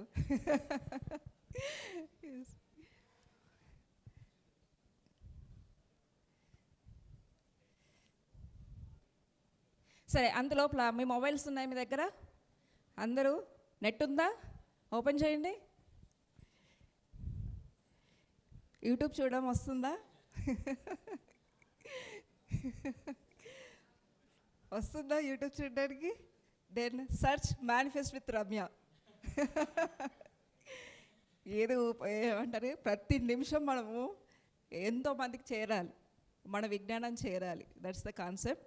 ఓకే, మేనిఫెస్ట్ విత్ రమ్య అనే ద్వారా చాలామందికి meditations, law of attraction, open అని నేర్పిస్తూ ఉంటాను. ఎస్, స్ట్రైట్ అవే చూడండి, ఏదైనా టైం టు టైం జరుగుతుంది. నాకు straight away will go for Saint German. Okay, first slide. Saint German ఎవరు? ఒక అత్యంత రహస్యమైన వ్యక్తి. ఓకే, చూడండి, ఆయనకి వయసు ఏంటి, అసలు ఎక్కడున్నారు ఏంటి అనేది కూడా తెలియదు. ఆయన ఎప్పుడు కూడా రాజులు రాణులతో, ఓకే, కళాకారులతో, అంటే ఎందుకంటే హీఈస్ ఆల్సో మ్యూజిషియన్ అనమాట. సో అలా అందరితో కలిసి జీవించేవారు అండ్ వయసు పెరగకుండా జీవించేవారు. మనం ఇమ్మోర్టాలిటీ అనుకున్నాం కదా. ఎస్, కొంతమందికి ఆయన ఒక రాజకుమారుడు, కొంతమందికి మాస్టర్ ఆల్కమిస్ట్. మీకు ఆ మాస్టర్ ఆల్కమిస్ట్ రాను వచ్చే స్లైడ్స్లో మీకు ఎక్స్ప్లెయిన్ చేస్తాను. అండ్ ద మోస్ట్ పాయింట్ ఏంటంటే చైతన్యాన్ని, కాలాన్ని, శరీరాన్ని నియంత్రించిన వ్యక్తి. మనకు అదే కదా కావాల్సింది. నెక్స్ట్ వన్, నైట్ చెప్పారు sir. Yes, next one, second one. అతని మూలాలు చూద్దాం ఫస్ట్. అసలు ఎక్కడ పుట్టారు, వాళ్ళ తల్లిదండ్రుల రికార్డ్స్ లేవు, అండ్ చిన్ననాటి కథలు లేవు, అసలు ఎక్కడ పుట్టారు. 1700s ఆ టైంలో యూరోపియన్ కోర్ట్స్లో ఆయన అపియర్ అయ్యారు. ఓకే, ఆ టైంలో. అండ్ ఆయనకి నియర్లీ 12 భాషల మీద పట్టుంది. Next one. అండ్ అతను ఉన్నారని కొన్ని సంకేతాలు ఉన్నాయి. ఎక్కడెక్కడ అంటే ఏన్షియంట్ ఈజిప్ట్లో జీవించానని, అండ్ తను అట్లాంటిస్ టైంలో నేను ఉన్నాను అని తను చెప్పడం జరిగింది. ఓకే, అండ్ భారతదేశానికి వచ్చాను, టిబెట్కి వచ్చి నేను నేర్చుకున్నాను, గురువులతో శిక్షణ పొందాను అని చెప్పి ఆయన చెప్పారు. నెక్స్ట్ వన్, యాక్చువల్గా మన అందరికీ తెలుసు, జ్ఞానం నేర్చుకునేది లేదు, గుర్తు చేసుకోవడం అనేదే ఉంది మెయిన్గా. మనకు అన్నీ తెలుసు, కానీ మనం తట్టి లేపుతున్నాం. ఇప్పుడు సేమ్ రామ్తో కూడా మనకి తట్టి లేపుతున్నారు, మీది ఇది అని. సేమ్ అదే ఆయన కూడా చెప్తున్నారు. నెక్స్ట్ వన్, అండ్ అధికారంగా 1784లో మరణించారు అనే ఒక రికార్డ్ అనేది వాళ్ళు ఫైల్ చేసుకున్నారు. కానీ దానికి ముందు ఆయన ఏమన్నారంటే, నేను వెనక్కి తగ్గుతాను కానీ అంతమనను, అంటే నేను అంతమించను కానీ వెనక్కి తగ్గుతున్నాను, అంటే బ్యాక్ స్టెప్ వేస్తున్నానని మాత్రమే చెప్తున్నారు. 1784 తర్వాత మళ్ళీ కొన్ని ప్రదేశాల్లో ఆయన కనిపించారు. ఈజిప్ట్లో, ఫ్రెంచ్ విప్లవం దాంట్లో వాటిల్లో మళ్ళీ కనిపించారు. చాలామంది మేము చూసాము సేమ్ అలాగే. అండ్ ఎలా కనిపించారు అంటే 40 నుంచి 45+ ఇయర్స్లో కనిపించేవారు. నెక్స్ట్ వన్, అండ్ మామూలుగా భౌతికంగా చూద్దాం. ఫిజికల్గా ఆల్కమిస్ట్ అని అంటే మనం ఏదైనా లోహాలను తీసుకున్నప్పుడు బంగారుగా మార్చడం కానీ, అండ్ డైమండ్స్లో మనం ప్యూరిటీ లెవెల్స్ చూస్తాం. ఎగ్జాక్ట్లీ ఎంతమంది వేసుకున్నారు డైమండ్స్? వేసుకున్నారా? ఎస్. ఆ డైమండ్లో ప్యూరిఫై ఏదైతే ఉందో అది ఆయన ప్యూరిఫై చేసేవాళ్ళు. లోహాన్ని ఏదైతే లోపాన్ని ఉంది కూడా అది ప్యూరిఫై చేసేవాళ్ళు. అండ్ ఎన్నో తెలియని శాస్త్రాలని అవన్నీ కూడా క్లియర్ చేసే కొత్త ఇన్వెన్షన్స్ అన్నమాట. కొత్త ఇన్వెన్షన్స్ చేశారు. అది కూడా ఎవరి ముందర? రాజులు, శాస్త్రవేత్తలు ప్రత్యక్షంగా చూసే ముందు ఆయన ఇలాంటివి ఎక్స్పెరిమెంట్స్ చేశారు. నెక్స్ట్ వన్, సో అసలు దీని మీద అంతిమంగా మనం ఏం నేర్చుకుంటున్నాం అనేది, అంటే ఆయన ఏం చెప్తున్నారంటే, వృద్ధాప్యం అనేది ఎమోషన్స్ మన వల్లనే కదా, ఎమోషన్స్, ఫియర్ ఇవన్నీ మనం పెట్టుకొని డీగ్రేడ్ అయిపోతూ ఉంటాం. మన ఆరా అనేది సింక్ అవుతూ ఉంటుంది. అండ్ కాన్షియస్నెస్ అంటే ప్రతి సెల్ మనము మరణం ఉందంటే ఓబే చేస్తుంది, లేదు ఇమ్మోర్టాలిటీ ఉందంటే ఓబే చేస్తుంది. ఇక్కడ కాన్షియస్ చాయిస్ అనేది ఇంపార్టెంట్. మనం ఏమనుకుంటామో అదే జరుగుతుంది కదా, ఏది యాక్సెప్ట్ చేస్తున్నామో అదే జరుగుతుంది. సో ఏదైతే సెల్ ఉందో అది మీ మాటలే, మీరు ఏదైతే నమ్ముతారో అదే బిలీవ్ చేస్తుంది అని చెప్తున్నారు. Okay, and our body is a programmable instrument, అంతే కదా. ఎస్, ప్రోగ్రామ్, మనం ఏం ప్రోగ్రామ్ చేస్తామో ఆ వ్యక్తిలాగా మనం తయారవుతూ ఉంటాం. అండ్ నెక్స్ట్ వన్, ఆల్కెమీ అంటే లోహమే కాదు, మనిషి మార్పు, మాయ కాదు. Okay, we have to change ourselves. Next one, Saint German emphasis that మనం అంతా కూడా బయట ప్రపంచంలో ఏదో మారుద్దాం అనుకుంటాము, కానీ అసలైన ప్రపంచం మన లోపల ఉంది అని సెయింట్ జర్మన్ గారు చెప్తున్నారు. ఓకే, హీ థాట్ ఫియర్ నుంచి ఫ్రీడమ్ రావాలి. మనం ట్రామా నుంచి ఏం నేర్చుకున్నాము? పాతలో ఎవరు వేరే వాళ్ళకి డబ్బులు ఇచ్చుంటాం, వాళ్ళు ఇవ్వలేదు డబ్బులు, దాని నుంచి ఏం తెలుసుకున్నాం? ఇంకొకరికి ఇవ్వకూడదని. Yes or no?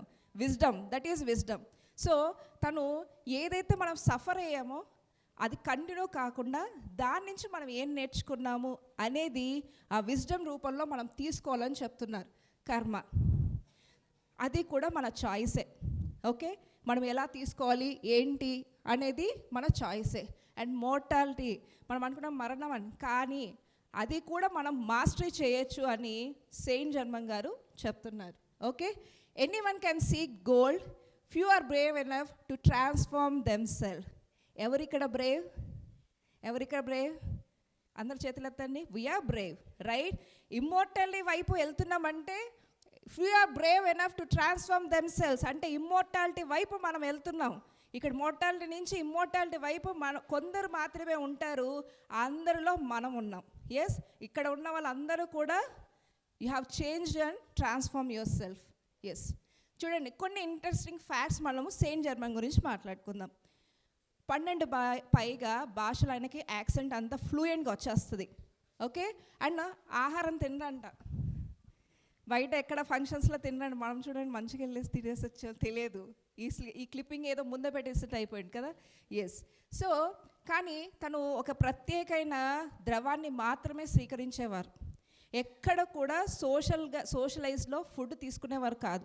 అక్కడ ఓన్లీ ఒక లిక్విడ్ మాత్రమే ఆయన తీసుకునేవారు అనమాట. అండ్ ముందుగా పొలిటీషియన్స్ ఏదైతే ఏది వస్తుంది, ఏ పార్టీ వస్తుందో అది కూడా ఆయన్నే అంచనా వేసేవారు అనమాట. అండ్ హీఈస్ గొప్ప సంగీతాన్ని స్వరపరిచారు. He is also music director, right? So and తన కాలానికి ముందే శాస్త్రీయ గానం దానికన్నా ముందే, అంటే హీఈస్ ఓవరాల్ అన్ని ఏదైతే ఏషియన్స్లో నుంచి ఇప్పుడు వరకు అన్నిట్లో ఆయనకు తెలియంది ఏవి లేవు అనేది ఆయన స్పష్టంగా చెప్తున్నారు.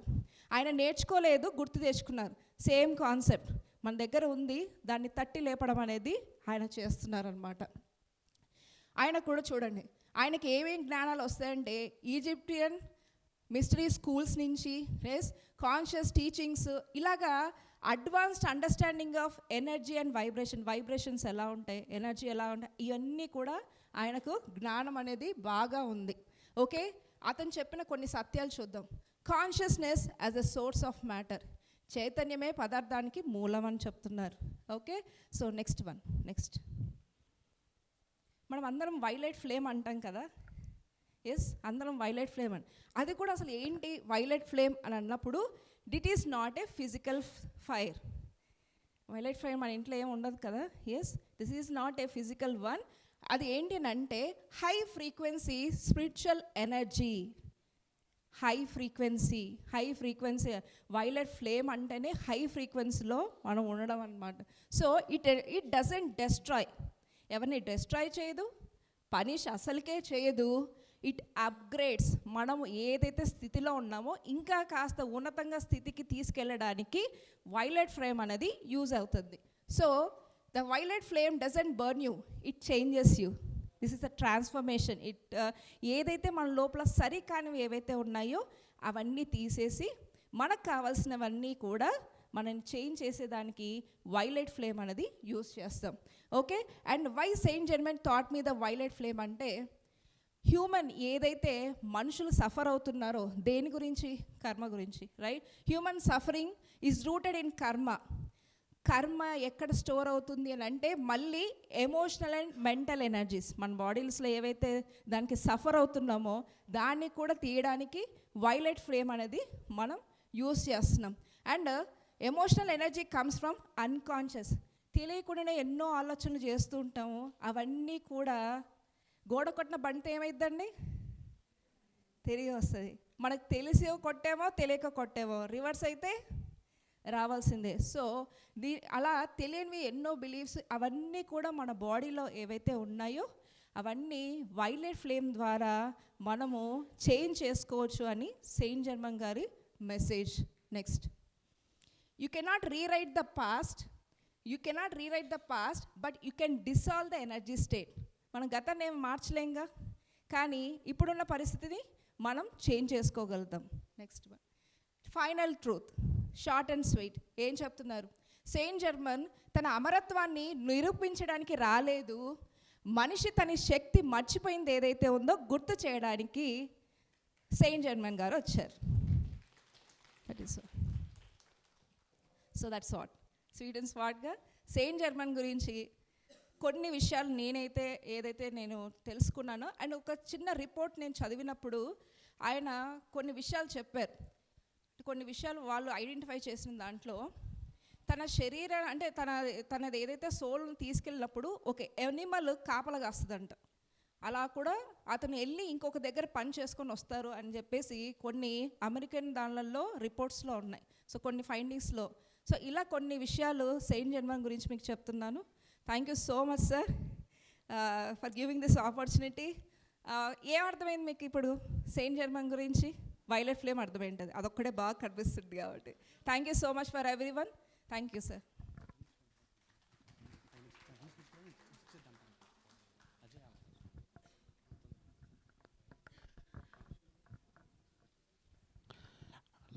లైట్స్ ఇలాగే ఉంచండి. Okay, thank you very much madam.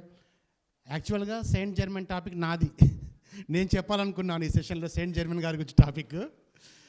అయితే మాస్టర్ సివి గారి గురించి చెప్పడానికి గురువులు అందుబాటులో లేకపోవడం వల్ల ఈ టూ టాపిక్స్ అంటే టూ డిఫరెంట్ డైమెన్షన్స్లోకి వెళ్ళాల్సి వస్తుంది అని తనకి నైట్ చెప్పాను సెయింట్ జర్మన్ గురించి టాపిక్ తీసుకొని చెప్పమ్మా అని.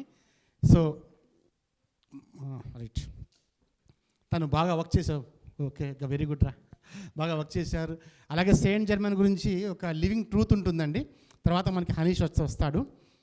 సెయింట్ జర్మన్ తాను ఏం చేస్తాడంటే ఒకసారి ప్యారిస్లో ఒక మ్యూజిక్ చేస్తాడు. ఒకటి మ్యూజిక్ అంటే ఒక మ్యూజిక్ ఏమంటారు దాన్ని, concert yes concept, music concept, ఒక సంగీత కార్యక్రమం చేస్తాడు. అప్పుడు సెయింట్ జర్మన్ గారితో పాటుగా ఒక పాప దాంట్లో పార్టిసిపేట్ అవుతుంది. ఆమె పాట పాడుతుంది ఆ పాప. ఓకే, తరువాత ఏమవుతుందంటే ఆఫ్టర్ 25-30 ఇయర్స్ ఆ పాప ఏదో వర్క్ మీద రష్యా వెళ్తుంది. రష్యాలో ఒక ప్రాంతానికి వెళ్ళినప్పుడు అదే సెయింట్ జర్మన్ను తనలో ఏమాత్రం మార్పు ఉండదు, నడుచుకుంటూ వెళ్తుంటాడు.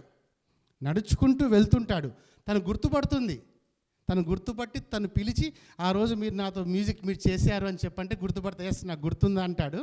మళ్ళీ మనం చేద్దామా అంటుంది ఆమె. మళ్ళీ చేస్తారండి వాళ్ళిద్దరు. మళ్ళీ రష్యాలో వాళ్ళు మళ్ళీ మ్యూజిక్ చేస్తారు. ఇది ఇంగ్లాండ్ లైబ్రరీలో రికార్డెడ్ అయి ఉంది, చెప్పుకోవడం కాదు, రికార్డెడ్ ఎవిడెన్స్ అనమాట. సో అందుకనే ప్రపంచం మొత్తం ఆయన కోసం వెతుకుతూనే ఉంది, ఎక్కడ ఉంటాడా అని చెప్పి. ఎందుకంటే ఎక్కడ పుట్టాడో తెలియదు, చనిపోయాడని చెప్పి అంటున్నారు కానీ అది కూడా తెలియదు. ప్రపంచం మొత్తానికి రహస్యంగా ఉండేటువంటి వ్యక్తి, నాకు వ్యక్తిగతంగా చాలా ఇష్టమైనటువంటి వ్యక్తి సెయింట్ జర్మైన్. ఎందుకంటే ఒక స్టేట్మెంట్ ఇస్తాడు తను, మాస్టర్స్ ఆఫ్ ఫారెస్ట్లో హిమాలయాలలో 11 మంది అమెరికన్ సైంటిస్టులు వచ్చినప్పుడు వాళ్ళు అమెరికా గురించి గొప్పగా చెప్తున్నప్పుడు ఒక్క మాట అంటాడండి, నా గుండి ఉంది చూసారా, నా కోటు గుండి అంత ఉండదు మీ అమెరికా సంపద అంటాడు. అది ప్యూరెస్ట్ ఫామ్ ఆఫ్ దట్ వజ్రం అనమాట. అది వజ్రంతో కోటు గుండీలు తయారు చేసుకొని తిరుగుతూ ఉంటాడు ఆయన. నా గుండి అంత సంపద ఉండదు మీ అమెరికా మొత్తం అంటాడు. వాళ్ళు ఆశ్చర్యపోతారు. అలాంటి daring and devil, plus violet flame ద్వారా ఈజీగా అందుబాటులోకి వస్తాడు. మీరు సెయింట్ జర్మన్తో కమ్యూనికేట్ అవ్వచ్చు. మనకి ఈ జనరేషన్లో ఈజీ కమ్యూనికేషన్ అంటే ఈజీ అంటే మనలో ఒక శుద్ధత అంటూ ఉంటే కమ్యూనికేషన్, ఈజీ కమ్యూనికేషన్ బాబాజీ గారితో వస్తుంది, వల్లలాల్ గారితో వస్తుంది, నెక్స్ట్ సెయింట్ జర్మన్ గారితో వస్తుంది. మీకు కమ్యూనికేట్ అవ్వచ్చు, మీరు తనతో కమ్యూనికేట్ అవ్వచ్చు, అద్భుతాలు చూపిస్తాడు మీకు తనతో మీరు కమ్యూనికేట్ అయితే. Okay master. సో నెక్స్ట్ సెషన్లోకి స్వాగతం మిస్టర్ హనీష్. మన పిఎస్ఎస్ఏ మూమెంట్లో మన సొసైటీలో కొత్తగా అంటే నా ఉద్దేశం ప్రకారం యంగ్ టర్క్ అనమాట. యంగ్ టర్క్ బుక్ కూడా రాశారు. నా బుక్, సార్ బుక్ ఒకేసారి రిలీజ్ చేయబడ్డాయి ఉగాది ధ్యాన మహాయజ్ఞంలో. సేమ్ ఒకేసారి పత్రిసారి రిలీజ్ చేశారు. సో తను ఇప్పుడు తన పాయింట్ ఆఫ్ వ్యూ, తను క్వాంటమ్ ఫిజిక్స్ చాలా బాగా చెప్తాడు, న్యూ మోడ్రన్ ఏజ్ సబ్జెక్ట్ చాలా బాగా చెప్తాడు. లైట్ వర్కర్స్లో కూడా క్లాసెస్ తీసుకున్నాడు హనీష్. కానీ హై లెవెల్లో ఉంటుంది ఆ సబ్జెక్టు, చాలా హై లెవెల్లో ఉంటుంది సబ్జెక్టు, కానీ చాలా బాగా చెప్తాడు. ఓకే, సో గట్టిగా మనం చెప్పట్లతో హనీష్ని ఆహ్వానిద్దాము. రైట్, హనీష్ సెషన్ అయిపోయిన తర్వాత మనకి మన సంతోషినిగా మేడం గారు ఒక 10 minutes మాట్లాడతాడు. తర్వాత మనకి అజయ్ మాస్టర్ గారి సెషన్ ఉంటుంది. అజయ్ మాస్టర్ సెషన్ తర్వాత సత్యనాగిరి మాస్టర్ గారి సెషన్ ఉంటుంది. తర్వాత మంజుల మేడం గారి సెషన్ కూడా ఉంటుంది. ఓకే హనీష్.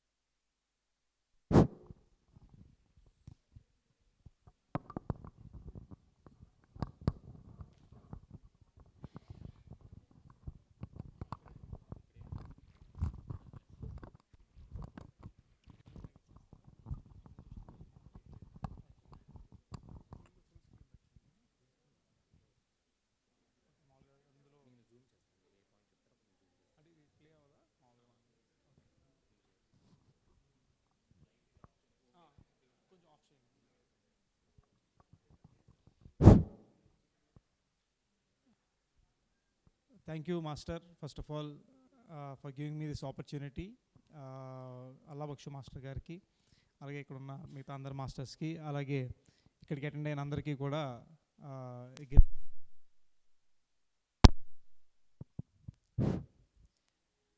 సో ముందుగా జస్ట్ ఒక 2 minutes నా పరిచయం, నా ప్రయాణం గురించి చెప్తాను. సో ఫస్ట్ ఆఫ్ ఆల్ నేను 2004లో ధ్యాన మహాయజ్ఞానికి మా ఫాదర్తో రావడం జరిగింది. అప్పుడు నాకేం అర్థం అవ్వలేదు, ఏంటి వీళ్ళందరూ ఏం చెప్తున్నారు, ఏం చేస్తున్నారు ఏంటి అనే ఒక డాడీ బలవంతంగా తీసుకొచ్చారన్నమాట. సో అక్కడ జనాలందరినీ చూసి చాలా డిఫరెంట్గా అనిపించింది, ఏం అర్థం అవ్వలేదు. సో అయినా సరే నేను డాడీ మెడిటేషన్ చేయమనేవారు, నాకు పెద్ద ఇంట్రెస్ట్ ఉండేది కాదు. మెడిటేషన్ చేయమంటారేంటి నన్ను అందరూ, అది వైరాగ్యంలాగా అనిపించేది మెడిటేషన్ అంటే నాకు. సో ముసలోళ్ళు చేయవలసింది నన్ను చేయమంటున్నారేంటి అని అప్పుడు అనుకునేవాడిని.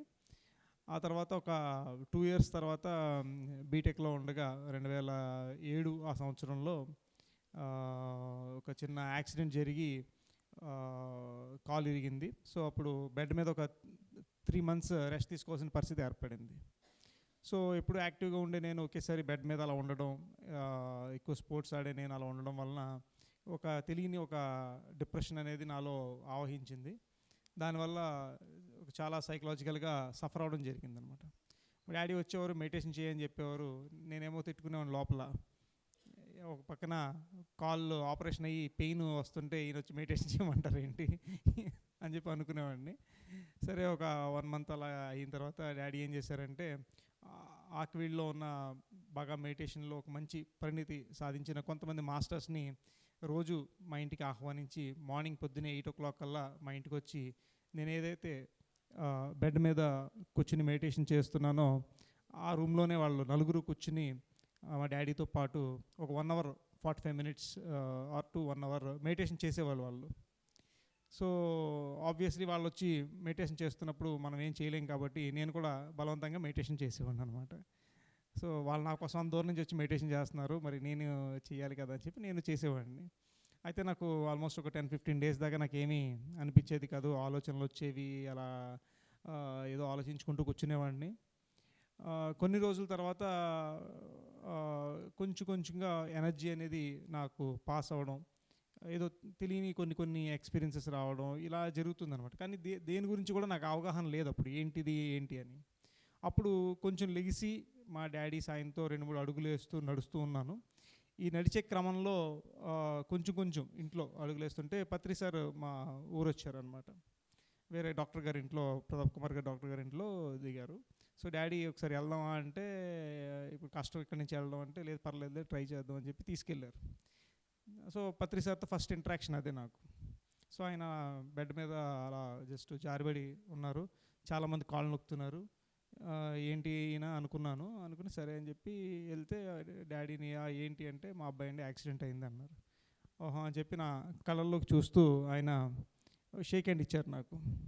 సడన్గా విపరీతమైన ఎనర్జీ ఆయన చేతిలోంచి నా చేతిలోకి, నా బాడీలోకి మొత్తం ట్రాన్స్ఫార్మ్ అయింది.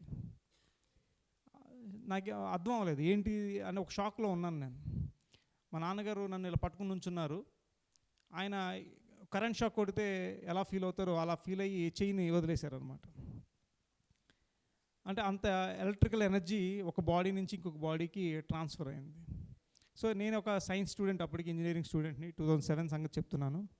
సో అప్పుడు ఎనర్జీ అనేది ఎలా ట్రాన్స్ఫర్ అవుతుంది ఒక చోట నుంచి ఇంకో చోటకి వితౌట్ ఎనీ ఫోర్స్. అంటే సైన్స్లో మనకు తెలిసిన విషయాలన్నీ చాలా తక్కువ అన్నమాట. మనకు తెలియని సైన్స్ చాలా ఉంది, మనకు తెలియని సైన్స్ అందుకోలేని చాలా ఉందన్నమాట. దాన్ని స్పిరిచువాలిటీ అంటారు, లేదా స్పిరిచువల్ సైన్స్ అంటారు అనేది అప్పుడు నాకు కొంచెం అవగాహనలోకి వచ్చింది. సో ఆ తర్వాత నేను ఈ స్పిరిచువల్ సైన్స్ మీద కొంచెం ఇంట్రెస్ట్ తీసుకోవడం, అప్పటి నుంచి బుక్స్ చదవడం, విత్ డిఫరెంట్ రీసెర్చ్ ఆర్టికల్స్ చదవడం, ప్రపంచవ్యాప్తంగా ఈ స్పిరిచువాలిటీ మీద, ఈ మెడిటేషన్ మీద జరిగిన రీసెర్చ్ని నేను అబ్జర్వ్ చేయడం, చదవడం, ఇవన్నీ చేయడం ఇవన్నీ జరిగింది. అలాగే చాలా బుక్స్ చదవడం, over a period of time ఈ రీసెర్చెస్ ఏదైతే చదివానో అవన్నింటినీ కలిపి ఒక బుక్ కూడా పబ్లిష్ చేయడం జరిగింది ఇంగ్లీష్లో. So that is short introduction about my journey towards meditation. Allah Baksh sir ఏం చెప్పారంటే, ఇమ్మోర్టాలిటీ త్రూ క్వాంటమ్ మెకానిక్స్ అనే టాపిక్ నన్ను ఇచ్చేసారు నాకు, ఇదే నీ టాపిక్ అని. సరే అని చెప్పి దాన్ని బేసిక్గా కొంచెం అందరికీ అర్థమయ్యేలాగా చెప్పే ప్రయత్నం చేస్తాను. కొంచెం సైంటిఫిక్గా ఉంటుంది, బట్ మ్యాక్సిమం ఒక సింపుల్గానే చెప్పడానికి ప్రయత్నం చేస్తాను. Okay, so immortality on the basis of quantum mechanics. Okay, so ముందు క్వశ్చన్ ఏంటి అంటే, హూ ఆర్ యూ అంటే ఏం చెప్తారు మీరు? సో జనరల్గా ఏం చెప్తారు? Maybe I'm a human being అని చెప్తాం. హ్యూమన్ బీయింగ్ అంటే మీ ఐడెంటిటీ ఏంటి? మీ యొక్క శరీరమే మీ ఐడెంటిటీ, అవునా కదా? నేను అంటే ఇది లేకపోతే నేను లేదు కదా. సో మీ ఐడెంటిటీ ఏంటి? Basic identity body. మరి బాడీలో ఏముంది, ఎంత ఉంది అనేది ఒక చిన్న స్లైడ్ ద్వారా చూద్దాం. సో ఇది మన శరీరం అనుకుంటే, ఆ శరీరంలో ఆర్గన్ సిస్టమ్స్, ఆర్గన్స్, టిష్యూస్, అందులో ఉండే సెల్స్, అలా చివరికి మాలిక్యూల్స్, ఆ చివరికి వెళ్తే ఏముంటుందండి? యాటమ్. అంటే ద మైనెస్ట్ పార్ట్, అంటే మీ శరీరంలో ఒక చిన్న లాస్ట్ పార్ట్కి వెళ్తే ఒక యాటమ్ అనేది ఉంటుంది. ఈ యాటమ్ అనేది అన్నీ కలిస్తేనే మన శరీరం, కరెక్ట్? ఎన్నో యాటమ్స్, ఎన్నో కోట్ల కొద్ది యాటమ్స్ అన్నీ కలిస్తే ఈ శరీరం అనే వస్తువు ఫామ్ అయింది. మరి యాటంలో ఏముంటుంది? నెక్స్ట్ స్లైడ్లో చూద్దాం. సో ఇది యాటమ్. యాటంలో ఏముంటాయి? కొన్ని ప్రోటాన్స్, ఎలక్ట్రాన్స్, న్యూట్రాన్స్ ఇవన్నీ కలిపితే ఒక యాటమ్ అంటాం అన్నమాట. దాని ఒక న్యూక్లియస్ అంటాం. ఇది ఒక మన ఫిజిక్స్లో చిన్నప్పుడు చదువుకునేది, 6th క్లాస్ 7th క్లాస్లో ఇది చదువుకుంటాం అన్నమాట. అందులో తెలుసుకోవాల్సింది ఏంటంటే, ఈ యాటంలో 99.9% ఖాళీ స్పేసే ఉంటుంది. ఈ ప్రోటాన్ కానీ న్యూక్లియస్ కానీ ఇవన్నీ కూడా 0.1% మాత్రమే స్పేస్ కలిగి ఉంటాయి. 99% ఒక యాటమ్ అనేది ఖాళీ. మనం ఎన్నో కోట్ల యాటమ్స్తో కలిగి మన శరీరం కలిగి ఉంది. అంటే మన శరీరం కూడా 99%, 99.9% empty space. It's very scientific. సింపుల్గా సైన్స్ ప్రకారమే చూస్తేనే మన శరీరం, నేను ఈ శరీరం ఏది అని ఏదైతే అనుకుంటున్నానో అది 99.9% ఖాళీ. నేను అని మీరు ఏదైతే నేను ఐడెంటిటీ ఒక శరీరాన్ని అనుకుంటున్నారో అది ఏమీ లేదు. 99.9% nothing. So that is simple scientific logic అనమాట. ఓకే, మరి ఏముంటుంది, మరి ఎలా డిఫైన్ చేస్తాం అంటే, you will see we're a torus field అంటమాట దీన్ని. అంటే ఎవ్రీథింగ్ ఈ ప్రపంచంలో క్రియేట్ అయ్యే ప్రతిదీ కూడా ఒక ఫీల్డ్ ద్వారా క్రియేషన్ జరుగుతుంది. ఆ క్రియేషన్ కింద ఇక హాఫ్ నుంచి కిందకి, హాఫ్ నుంచి పైకి జరుగుతూ ఉంటుంది క్రియేషన్. ఆ క్రియేషన్లో భాగంగా ఇలా మన చుట్టూ ఉన్న ఎనర్జీయే మనం ఏదైతే ఈ చూపు ద్వారా శరీరాన్ని ఏదైతే చూస్తున్నామో అది కేవలం 0.1% మాత్రమే. మనకు తెలియంది ఏంటి అంటే, ఆ ఎనర్జీ ఫీల్డ్ ఏదైతే ఉందో అది మనం. Everyone is an energy. ప్రతి ఒక్కరు కూడా ఒక ఎనర్జీ ఫీల్డ్. ఓకే, సో ఇలా ఎనర్జీ అనేది ఆ సెంటర్ పాయింట్ నుంచి పైకి కిందకి అనేది ఇలా ఒక స్పెరికల్ షేప్లో మన చుట్టూ ఆవహించి ఉంటుందన్నమాట. ప్రతి ఒక్కరూ కూడా ఈ ఎనర్జెటిక్ ఫీల్డ్లోనే ఉంటాము. మన క్రియేషన్ ఆ సెంటర్ పాయింట్ నుంచి పైకి కిందకి ఆ ఎనర్జీ ఎప్పుడు కూడా ఫ్లో అవుతూ కంటిన్యూస్గా ఉంటుంది. ఓకే, ఒక యాపిల్ తీసుకుందాం. సో ఒక యాపిల్ చూడండి, అది ఎలా ఫామ్ అయింది. ఒక సీడ్ నుంచి ఎనర్జీ పైకి ప్లస్ కిందకి క్రియేట్ అవుతూ ఒక యాపిల్ షేప్ అనేది, ఆ సృష్టి అనేది జరుగుతుంది. Okay, in the same way ఒక చెట్టుని తీసుకోండి. ఒక సీడ్ నుంచి ఆ చెట్టు కిందకి రూట్స్ క్రియేట్ అవుతాయి, పైకి లీవ్స్ క్రియేట్ అవుతూ ఉంటాయి. సో అలా ఈ పైకి కిందకి అనేది జరుగుతూ ఒక ఫీల్డ్లో ఏదైతే ఉంటుందో అదే క్రియేషన్, అదే దాని ఐడెంటిటీ.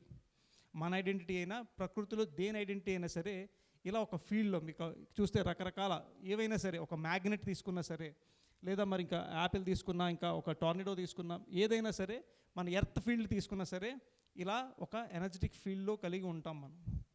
సో మనం అనేది, నేను అనేది, ఈ కంటికి కనిపించే ఈ శరీరం అనేది కేవలం 0.1% మాత్రమే. We are 99% energy.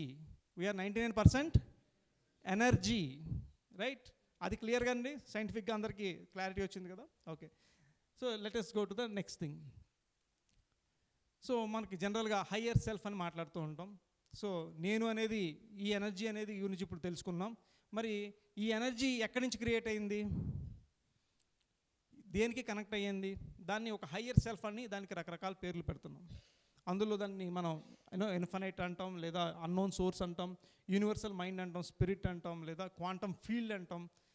ఆ ఏదైతే ఆ క్రియేటివ్ ఎనర్జీ పైన ఉందో దాన్ని మనం డిఫైన్ చేయలేం ఒక పేరుతో. ఎందుకంటే ఎవరికి ఏంటి అనేది, ఎవరికి దేవుడు ఎలాగైతే ఏ పేరుతో పిలిచినా పలుకుతాడు అన్నట్టు ఆ ఎనర్జీకి ఒక డెఫినేషన్ అంటూ లేదనమాట.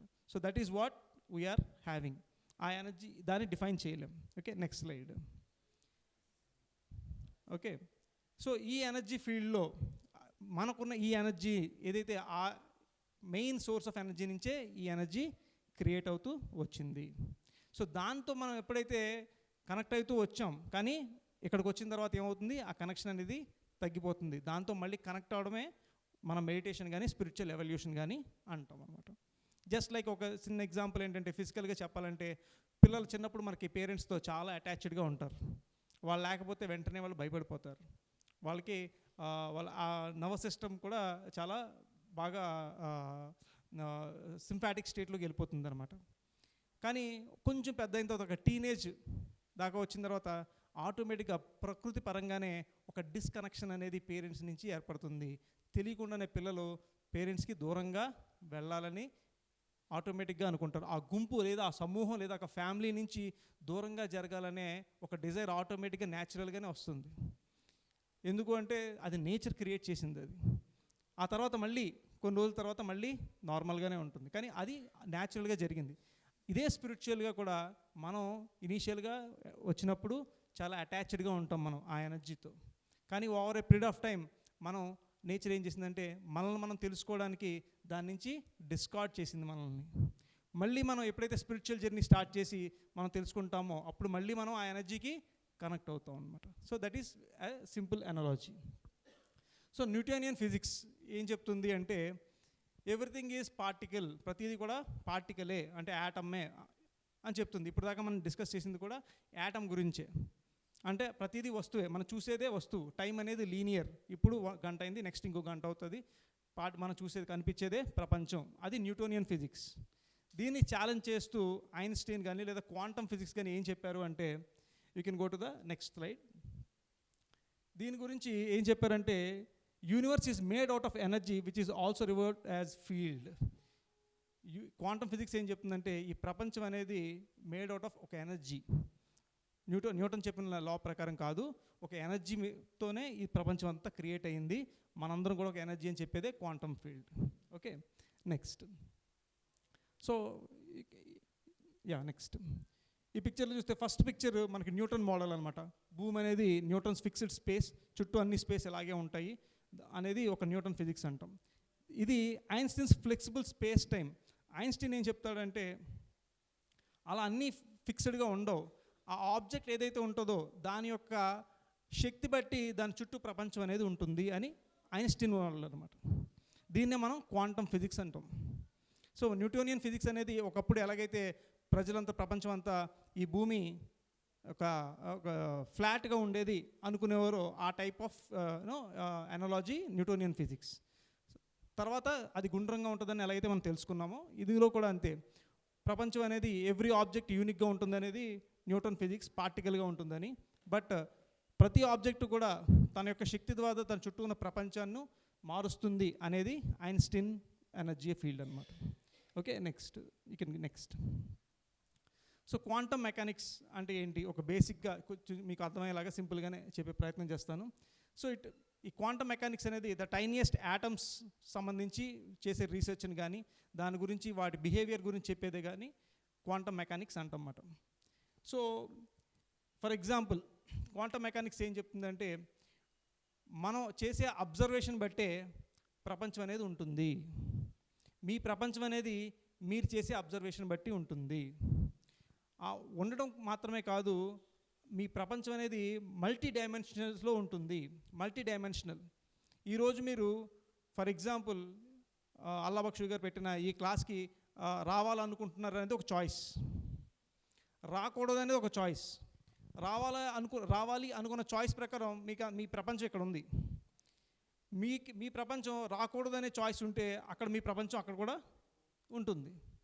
అలా మీరు ఇంకో చోటుకి వెళ్తే అక్కడ కూడా మీ ప్రపంచం ఉంటుంది. ఇలా మల్టీ డైమెన్షనల్స్లో మీ చాయిస్ బట్టి మీ ప్రపంచం అనేది మల్టీ డైమెన్షనల్గా ఉంటుంది అని చెప్పేదే క్వాంటమ్ మెకానిక్స్. అది కొంచెం అర్థం చేసుకోవడానికి కొంచెం టఫ్గా అనిపించవచ్చు, కానీ చెప్పాలంటే ప్యారలల్ వరల్డ్స్ లాంటిది అనమాట. అంటే ఒకే చోట నుండి దాని ప్రాబిలిటీని n నెంబర్ ఆఫ్ టైమ్స్ జరుగుతుందన్నమాట. Okay, next slide. సో ఈ సెల్యులర్ సిగ్నల్స్ ఎలా ఉంటాయి? The chemicals are like little cellular signals that happens. అంటే ప్రతి సెకండ్ కూడా ఈ క్వాంటమ్ మెకానిక్స్ అనేది మన సిగ్నల్స్ ఇస్తూ ఉంటుందన్నమాట కంప్లీట్గా. దానికి మనం కనెక్ట్ అయితే దాని అబ్జర్వర్ ఎఫెక్ట్ అంటాం, కనెక్ట్ అవ్వకపోతే it is a death of the event అంటాం అనమాట. అంటే దీన్ని సింపుల్గా చెప్పాలంటే మనం అబ్జర్వ్ చేసిన దాన్ని బట్టే దాని బిహేవియర్ అనేది, ప్రపంచం బిహేవియర్ అనేది మన ఇంటెంట్ బట్టి, మన ఇచ్ఛాశక్తి బట్టి, మనం దాని మీద పెట్టే ఫోకస్ బట్టే దాని ఆ ప్రపంచం అనేది ఉంటుంది, దాని యొక్క బిహేవియర్ అనేది ఉంటుంది. Okay, next slide. So this is how, అంటే మనలో ఉండే మన శరీరంలో ప్రతి సెకండ్ కూడా ఇలాగా ఎలక్ట్రాన్స్ అనేవి, ప్రతి యాటమ్స్ అనేవి ఇలా వైబ్రేషన్లోనే ఉంటాయి. మనం కాన్స్టెంట్గా కూర్చున్నా, నుంచున్నా, పడుకున్నా సరే, మనం కూర్చుని ప్రశాంతంగా ఉన్నాం, కదలకుండా అనుకుంటాం, కానీ ప్రతి సెకండ్ కూడా మన చుట్టూ, మన లోపల ప్రతిదీ కూడా ఇలాగా వైబ్రేట్ అవుతూనే ఉంటుంది. ఎందుకంటే we are not the body, we are energy. So అది మనం అవగాహనలోకి తెచ్చుకోవాలి. Okay, next slide. Next slide. Okay, so ఇది కొంచెం నేను డీటెయిల్స్లోకి వెళ్ళట్లేదు. Like you know you can go to the next slide. So every time you make a choice, మీరు ఎప్పుడైతే ఒక చాయిస్ తీసుకుంటారో the universe splits and the quantum theory suggests that another you exists in a parallel world where the opposite decision unfolds. అంటే నేను ఇందాక చెప్పాను కదా, రావాలి అని ఒక డెసిషన్ తీసుకుంటే ఆ ప్రపంచం జరుగుతూ ఉంటుంది, రాకూడదు అని చెప్తే కూడా ఆ ప్రపంచం అలాగే జరుగుతూ ఉంటుంది. అన్ని రకాల ప్రపంచాలు ఒకే సమయాన జరుగుతూ ఉంటాయి. మనం ఇక్కడికి వచ్చాం, ఇదే ప్రపంచం అని మనం అనుకుంటున్నాం. ఎందుకంటే ఇప్పుడు మీరు నా మాటలు వింటున్నారు, నన్ను చూస్తున్నారు, ఇది చూస్తున్నారు, ఇక్కడ ఉన్నారు, కాబట్టి ఇదే ప్రపంచం మీకు. మీరు ఇక్కడికి రాలేదు, రాకూడదు అనుకున్నారు, రాలేకపోయారు, అక్కడ ప్రపంచం, మీరు అక్కడుంటే అదే ప్రపంచం. సో ఇలా మీరు చేసుకున్న ప్రతి చాయిస్కి కూడా ఒక ప్రపంచం అనేది క్రియేట్ అవుతూనే ఉంటుంది. ఇలా మల్టీ డైమెన్షనల్ బీయింగ్స్ మనం ఇక్కడే లేము. మీరు ఇక్కడ డెసిషన్ తీసుకుని ఇక్కడ రావడం వల్ల ఇక్కడ ఈ ప్రపంచంలో ఉన్నాం, ఇక్కడికి రాకపోతే వేరే ప్రపంచంలో అక్కడ కూడా ఉన్నాం, మనమే ఉన్నాం, సైమల్టేనియస్గానే ఉన్నాం. ఇదే టైంలో మీరు అక్కడ కూడా ఉన్నారు. మీరు రాలేదు, ఈరోజు సినిమాకి వెళ్ళారు, చిరంజీవి సినిమా రిలీజ్ అయింది, మీరు అక్కడికి వెళ్ళారు, సినిమా హాల్లో ఉన్నది మీరే, ఎక్కడ ఉన్నది మీరే. ఈ చాయిస్ ప్రకారం ఈ ప్రపంచం అన్ఫోల్డ్ అయ్యింది, ఓపెన్ అయ్యింది, పెరిగింది. ఏ విత్తనం వేస్తే ఆ చెట్టు ఎలా అయితే వస్తుందో, ఈ చాయిస్తో ఈ చెట్టు వచ్చింది ఇక్కడికి, ఆ చాయిస్తో ఆ చెట్టు అక్కడ వస్తుంది. సో అన్నీ సైమల్టేనియస్గానే జరుగుతూ ఉంటాయి. Okay, next. సో ఒక ఎఫెక్ట్ అనేది, అంటే ఈ డెత్ అనేది లేకుండా ఉండే ఒక ఈవెంట్ ఉంటుంది. మన ఇమ్మోర్టాలిటీ గురించి మాట్లాడుకుంటే మనిషి చనిపోవడం అనేది ఎలాగైనా జరగవచ్చు. యాక్సిడెంట్ ద్వారా చనిపోవచ్చు, డిసీజ్ ద్వారా చనిపోవచ్చు, లేదా మరే విధంగా అయినా చనిపోవచ్చు. ఈ చనిపోవడం అనేది అన్ని ఈవెంట్సే, కానీ చనిపోకుండా ఉండగలిగేది కూడా ఒక ఈవెంట్ ఉంది. ఎలాగా మన ఎగ్జాంపుల్స్ చూసాం. ఎలాగ ఎగ్జాంపుల్, క్యాన్సర్ వచ్చింది, మన మెడిటేషన్ సొసైటీలోనే చూసాం. క్యాన్సర్ వ్యక్తి, అతను 4th స్టేజ్ క్యాన్సర్, చనిపోతాడు అంటే అది తన రియాలిటీ, తన ప్రపంచం అది. కానీ మెడిటేషన్లో ఒక రియాలిటీని చూస్ చేసుకున్నాడు అతను. మెడిటేషన్ చేసి ఒక క్వాంటమ్ రియాలిటీకి వెళ్ళాడు. A reality? వితిన్ తక్కువ స్పాన్ ఆఫ్ టైంలో కంప్లీట్గా క్యాన్సర్ క్యూర్ అయిపోయిన కేసెస్ మనం చూసాం. 0 అయిపోయింది, ట్యూమర్ మొత్తం కంప్లీట్లీ. అంటే ఆ క్వాంటమ్ ఫీల్డ్ని అతను చూస్ చేసుకున్నాడు, అబ్జర్వ్ చేసుకున్నాడు. ఎందుకంటే అతను ధ్యానం చేసినప్పుడు ఏమవుతాం, వీఆర్ ఆల్ బికమ్ అబ్జర్వర్స్. ఇప్పుడు ఎలా ఉంటాం? ప్యాసివ్గా ఉంటాం, ఆలోచనలో ఉంటాం. కానీ ఎప్పుడైతే ధ్యానం చేస్తామో మనం ఏమవుతాం? అబ్జర్వర్స్ అవుతాం. మనం ఎప్పుడైతే అబ్జర్వర్స్ అవుతామో మనకున్న రకరకాల ప్రపంచంలో ఏ ప్రపంచంలోకి మనం వెళ్ళాలి అనేది మనకు ఒక చాయిస్ అనేది వస్తుంది. ఆ చాయిస్ని కేవలం మనల్ని మనం తెలుసుకోవడం ద్వారా, మనం ఒక అబ్జర్వర్గా ఉండడం ద్వారా ఆ ఫీల్డ్లోకి మనం వెళ్ళి ఆ క్యాన్సర్ని మనం క్యూర్ చేసుకుని 99% టైమ్స్ 99 సార్లు చనిపోయే కేసెస్ ఉంటే ఆ 1% బ్రతికుండే కేసు ఉంటుంది. ఆ కేసులోకి వెళ్ళగలిగే, స్వయంగా మనమే చేసుకుని వెళ్ళగలిగే యొక్క వన్ ఆఫ్ ద ప్రాసెసే quantum mechanics, that is through meditation. కేవలం ధ్యానం ద్వారానే మనం అలా చేయొచ్చు. ఒక అబ్జర్వర్గా మనం మారి మన ప్రపంచాన్ని మార్చొచ్చు అని చెప్పేదే క్వాంటమ్ మెకానిక్స్. సింపుల్గా మీకు అర్థమయ్యే రీతిలో చెప్పడానికి ప్రయత్నిస్తాను. Okay, next. So yeah, I think you can go to the next slide. So ఇది ఒక స్లైడ్ అనుకోండి. ఇప్పుడు మీరు అనేది ఇక్కడ ఉన్నారు. ఇక్కడ నుంచి మీరు చేసే డెసిషన్ ఒక బ్రాంచ్ అటు ఒక బ్రాంచ్ ఇటు ఉంటుంది. మళ్ళీ అక్కడి నుంచి తీసుకునే డెసిషన్ వల్ల ఇంకో ప్రపంచం. అంటే every choice will have multifold. కొన్ని లక్షల ఈవెంట్స్, లక్షల ప్రపంచాలు అనేవి మనం ఉన్న ప్రపంచంలోనే చుట్టూ సృష్టి జరుగుతూ ఉంటూ ఎక్స్పాన్షన్ ఆఫ్ కాన్షియస్నెస్ అనేది జరుగుతూ ఉంటుంది. మనం ఏ కాన్షియస్లో ఉంటే ఆ ప్రపంచంలో ఉంటాం మనం. ఇప్పుడు మీరు అందరూ ఇక్కడికి రావాలని ఏదైతే ఒక కాన్షియస్నెస్ థ్రెడ్ అనుకున్నారో ఆ థ్రెడ్ మనల్ని అందరినీ కలిపి ఇక్కడ తీసుకొచ్చింది. ఈ ప్రపంచాన్ని ఒక సృష్టి అనేది జరిగింది. దీన్ని మనం ఈ చాయిస్ చేసుకోకపోతే ఇక్కడికి వద్దాం అనుకుని రాలేకపోయిన వాళ్ళు కానీ రాని వాళ్ళు కానీ వాళ్ళందరికీ కూడా వేరే ప్రపంచం ప్యారలల్గా సృష్టి జరిగింది. మీకు కూడా మీరు చాయిస్ ఇక్కడ ఉంది కాబట్టి ఈ ప్రపంచంలో ఉన్నారు. వేరే చాయిస్ చేసుకుంటే వేరే ప్రపంచం, ఆ ప్రపంచంలో అగైన్ అది ఇది కూడా ప్యారలల్గానే రన్ అవుతూ ఉంటాయి. అలా మల్టిపుల్ ప్రపంచాలు, ప్రతి మనిషికి కూడా మల్టిపుల్ కాన్షియస్నెసెస్ అనేవి ప్యారలల్గా జరుగుతూ ఉంటాయి. కొంచెం అర్థం చేసుకోవడానికి టఫ్గా అనిపిస్తూ ఉంటుంది కానీ but try to understand. Okay, next. So quantum immortality, ఆ final main topic quantum immortality గురించి మాట్లాడుకుంటున్నాం. సో ఎలాగైతే మనకి డెత్ అనేది, అంటే ఆ ఈవెంట్ అనేది కొలాప్స్ అయింది. ఫర్ ఎగ్జాంపుల్ ఒక టాస్ వేసాం, గాల్లోకి వేసాం. ఓకే, అది హెడ్ పడవచ్చు, టెయిల్ పడవచ్చు. ఓకే, అది హెడ్డా టెయిలా అనేది ఎప్పుడు తెలుస్తుంది మీకు? మనం దాన్ని అబ్జర్వ్ చేసిన తర్వాతే తెలుస్తుంది. అప్పుడు దాకా దాన్ని హెడ్డా టెయిల్ అనేది తెలియదు ఎవరికి. అంటే అబ్జర్వర్ ఎఫెక్ట్ వల్లే అక్కడ ఒక అవుట్కమ్ అనేది ఉంది. ఈ అబ్జర్వర్ ఎఫెక్ట్ లేకపోతే అక్కడ ఏముందో మనకు తెలుస్తుందా? తెలియదు. సో అలాగే ఈ అబ్జర్వర్ ఎఫెక్ట్ అనేది మెడిటేషన్ ద్వారా ఎవరైతే మనం మెడిటేషన్ చేస్తామో, మన ఇంటెంట్ని మనం స్ట్రాంగ్ చేసుకుంటామో, మన అబ్జర్వేషన్ అనేది ఏ విధంగా మనం పెట్టుకుంటామో ఆ విధంగా మనం ఛానలైజ్ చేసుకోవచ్చు అని చెప్పేదే క్వాంటమ్ మెకానిక్స్. మామూలుగా అయితే అందరూ కాన్షియస్నెస్ ఉంటాయి. మీ కాన్షియస్, నా కాన్షియస్, ప్రపంచంలో అందరు కాన్షియస్నెస్ ప్రకారం ప్రపంచం ఒకలా వెళ్తూ ఉంటుంది. అందులో మనం గొర్రెల్లాగా వెళ్తూ ఉంటాం. కానీ ఎప్పుడైతే మనం ఇంటెంట్ పెంచుకుంటామో, అబ్జర్వర్ ఎఫెక్ట్ పెంచుకుంటామో, మనం మెడిటేషన్ చేసి ఎవాల్వ్ అవుతామో, మన ఇంటెంట్ ప్రకారమే మన లైఫ్ అనేది ఉంటుంది. సో అప్పుడు గొర్రెలా కాకుండా మనకి ఎటుకు వెళ్ళాలనుకుంటామో అటే వెళ్తాం. అప్పుడు మామూలుగా అయితే అందరితో పాటు వెళ్తాం. కానీ ఎప్పుడైతే మన అబ్జర్వర్ ఎఫెక్ట్ అనేది మనం రియలైజ్ చేసుకుంటామో అప్పుడు మన ఇంటెన్షన్ ప్రకారం ఎటు వెళ్ళాలి, ఎలా వెళ్ళాలి అనుకుంటే అటు మాత్రమే వెళ్తాం. అలాంటి అవుట్కమ్నే మనం జనరేట్ చేస్తాం. మనం అనుకున్నదే జరిగేలా చేస్తాం. అలా దాన్ని సంకల్ప బలం అంటారు, ఇచ్ఛాశక్తి అంటాము. ఇవన్నీ కూడా అందులో భాగమే అనమాట. దీన్ని సైంటిఫిక్గా చెప్పే ప్రయత్నం చేస్తున్నాను. ఓకే, సో సో మెడిటేషన్ చేస్తే అదే meditation focuses observer on the live paths. ఎప్పుడైతే మనం మెడిటేషన్ చేస్తామో ఇప్పుడున్న లైవ్ పాత్ మీద కాన్సన్ట్రేట్ చేయగలిగే, అబ్జర్వ్ చేయగలిగే శక్తి అనేది ఆ ధ్యానంలో మాత్రమే మనకి వస్తుంది. ఓకే, సో ఫర్ ఎగ్జాంపుల్ మనకి ఒక రొంప వచ్చింది.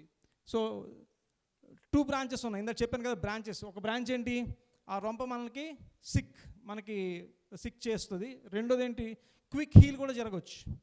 రొంపలో మీకు 2 ఆప్షన్స్ ఉన్నాయి. ఐదర్ క్విక్గా హీల్ చేసుకోవచ్చు. ఈ 2 డిఫరెంట్ బ్రాంచ్, 2 ప్రపంచాలు సైమల్టేనియస్గా జరుగుతూ ఉంటాయి. మీరు ఎందులో ఉంటారు అనేది మీ చాయిస్. ఎందులో అయినా ఉండొచ్చు. మీ బిలీఫ్ సిస్టమ్ ఎలా ఉంటే అందులో ఉంటారు మీరు. నాకు రొంప వచ్చింది, నాకు ఎప్పుడు రొంప వచ్చినా 4 రోజుల దాకా తగ్గదు అనే బిలీఫ్లో ఉన్నారనుకోండి, మీరు ఆ సిక్ బ్రాంచ్లో ఉంటారు. నాకు రొంప వచ్చింది, నేను దాన్ని వితిన్ 1 డేలో లేదా వితిన్ ఒక 5 అవర్స్లో దాన్ని నేను హీల్ చేసుకుంటాను అని నమ్మకం అనేది, బిలీఫ్ అనేది మీలో బలంగా అదెంత ఉందో ఇదంత బలంగా ఉందనుకోండి, అదే టైంకి ఈ బ్రాంచ్లో ఉంటారు మీరు. అక్కడి నుంచి ఇందులోకి షిఫ్ట్ అయిపోతారు. అందుకే మనకి చాలాసార్లు హీలింగ్ అనేది ఇమ్మీడియట్గా జరుగుతుంది.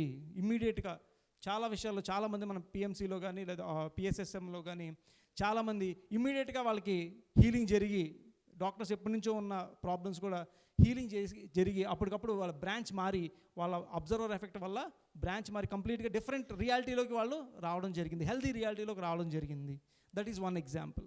Okay, so another one is next split screen. Okay, ఇది అవసరం లేదు. నెక్స్ట్ సో ఇందాక నేను చెప్పినట్టు ఇప్పుడు ఒక కార్ క్రాష్ ద్వారా ఒక మనిషి అనేది చనిపోవడం జరిగితే 99% బ్యాడ్ బ్రాంచెస్ ఉన్నాయి, 1% సర్వైవల్ బ్రాంచ్ ఉంది.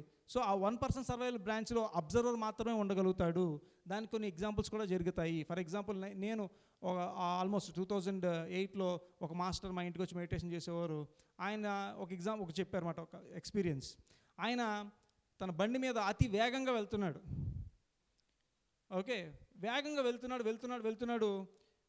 సడన్గా రోడ్డు మీదకి ఒక పందుల గుంపు అనేది రోడ్డు సడన్గా ఫాస్ట్గా క్రాస్ చేసే విధంగా అవి పరిగెట్టేశాయి. ఆ నిమిషం అక్కడ ఉన్న ప్లేస్లో అతనున్న స్పీడ్కి ఖచ్చితంగా వాటిని గుద్ది కింద పడిపోవడం అనేది ఈవెంట్, జరగాల్సిన జనరల్ ఈవెంట్. 99% అదే జరుగుతుంది కామన్గా. ఒక్క సెకండ్ అతనికి కొంచెం మాయలా అనిపించింది. మళ్ళీ చూస్తే అతను బండి నడుపుతున్నాడు. ఏమైందని కొంచెం స్లో చూస్తే ఆ పందులు క్రాస్ చేసుకుంటూ వెళ్తున్నాయి. ఏం జరిగిందో అతనికి అర్థం కాలేదు.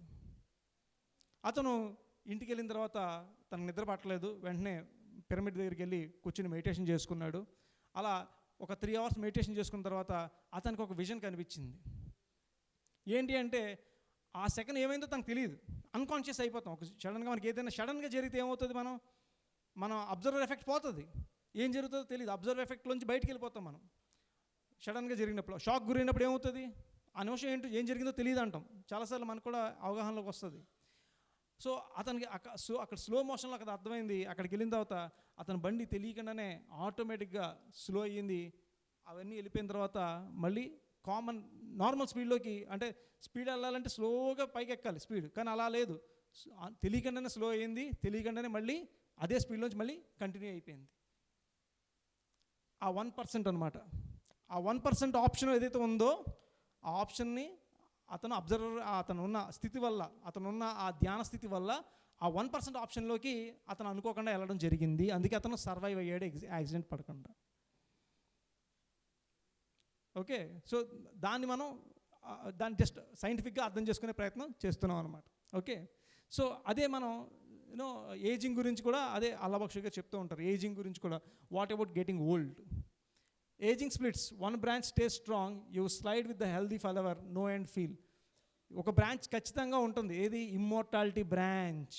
ఉన్న 1,00,000 బ్రాంచెస్లో ఒక బ్రాంచ్ అనేది, ఇమ్మోర్టాలిటీ బ్రాంచ్ అనేది ఒకటి ఉంది. మిగతా 99% అన్ని రకాల డిసీజెస్ కానీ, చనిపోవడం కానీ, ఇవన్నీ ఉన్నాయి. అవన్నీ దాటుకుని ఆ ఒక్క బ్రాంచ్లోకి మనం వెళ్ళే ప్రయత్నం చేసే ఈ ప్రయత్నమే, ఆ మెడిటేషనే మనం చేసే ఈ ప్రయత్నం కూడా ఇమ్మోర్టాలిటీకి సంబంధించి దాన్ని అందుకోవడం కోసమే ఇవన్నీ మనం చేస్తున్నాము. That is what Allabakshi sir is trying to take you all, మనందరినీ, ఆయనతో పాటు ఆయన కూడా వెళ్తూ మనందరినీ కూడా ఆ 1%లోకి తీసుకెళ్లే ప్రయత్నం చేస్తున్నారు ఆయన.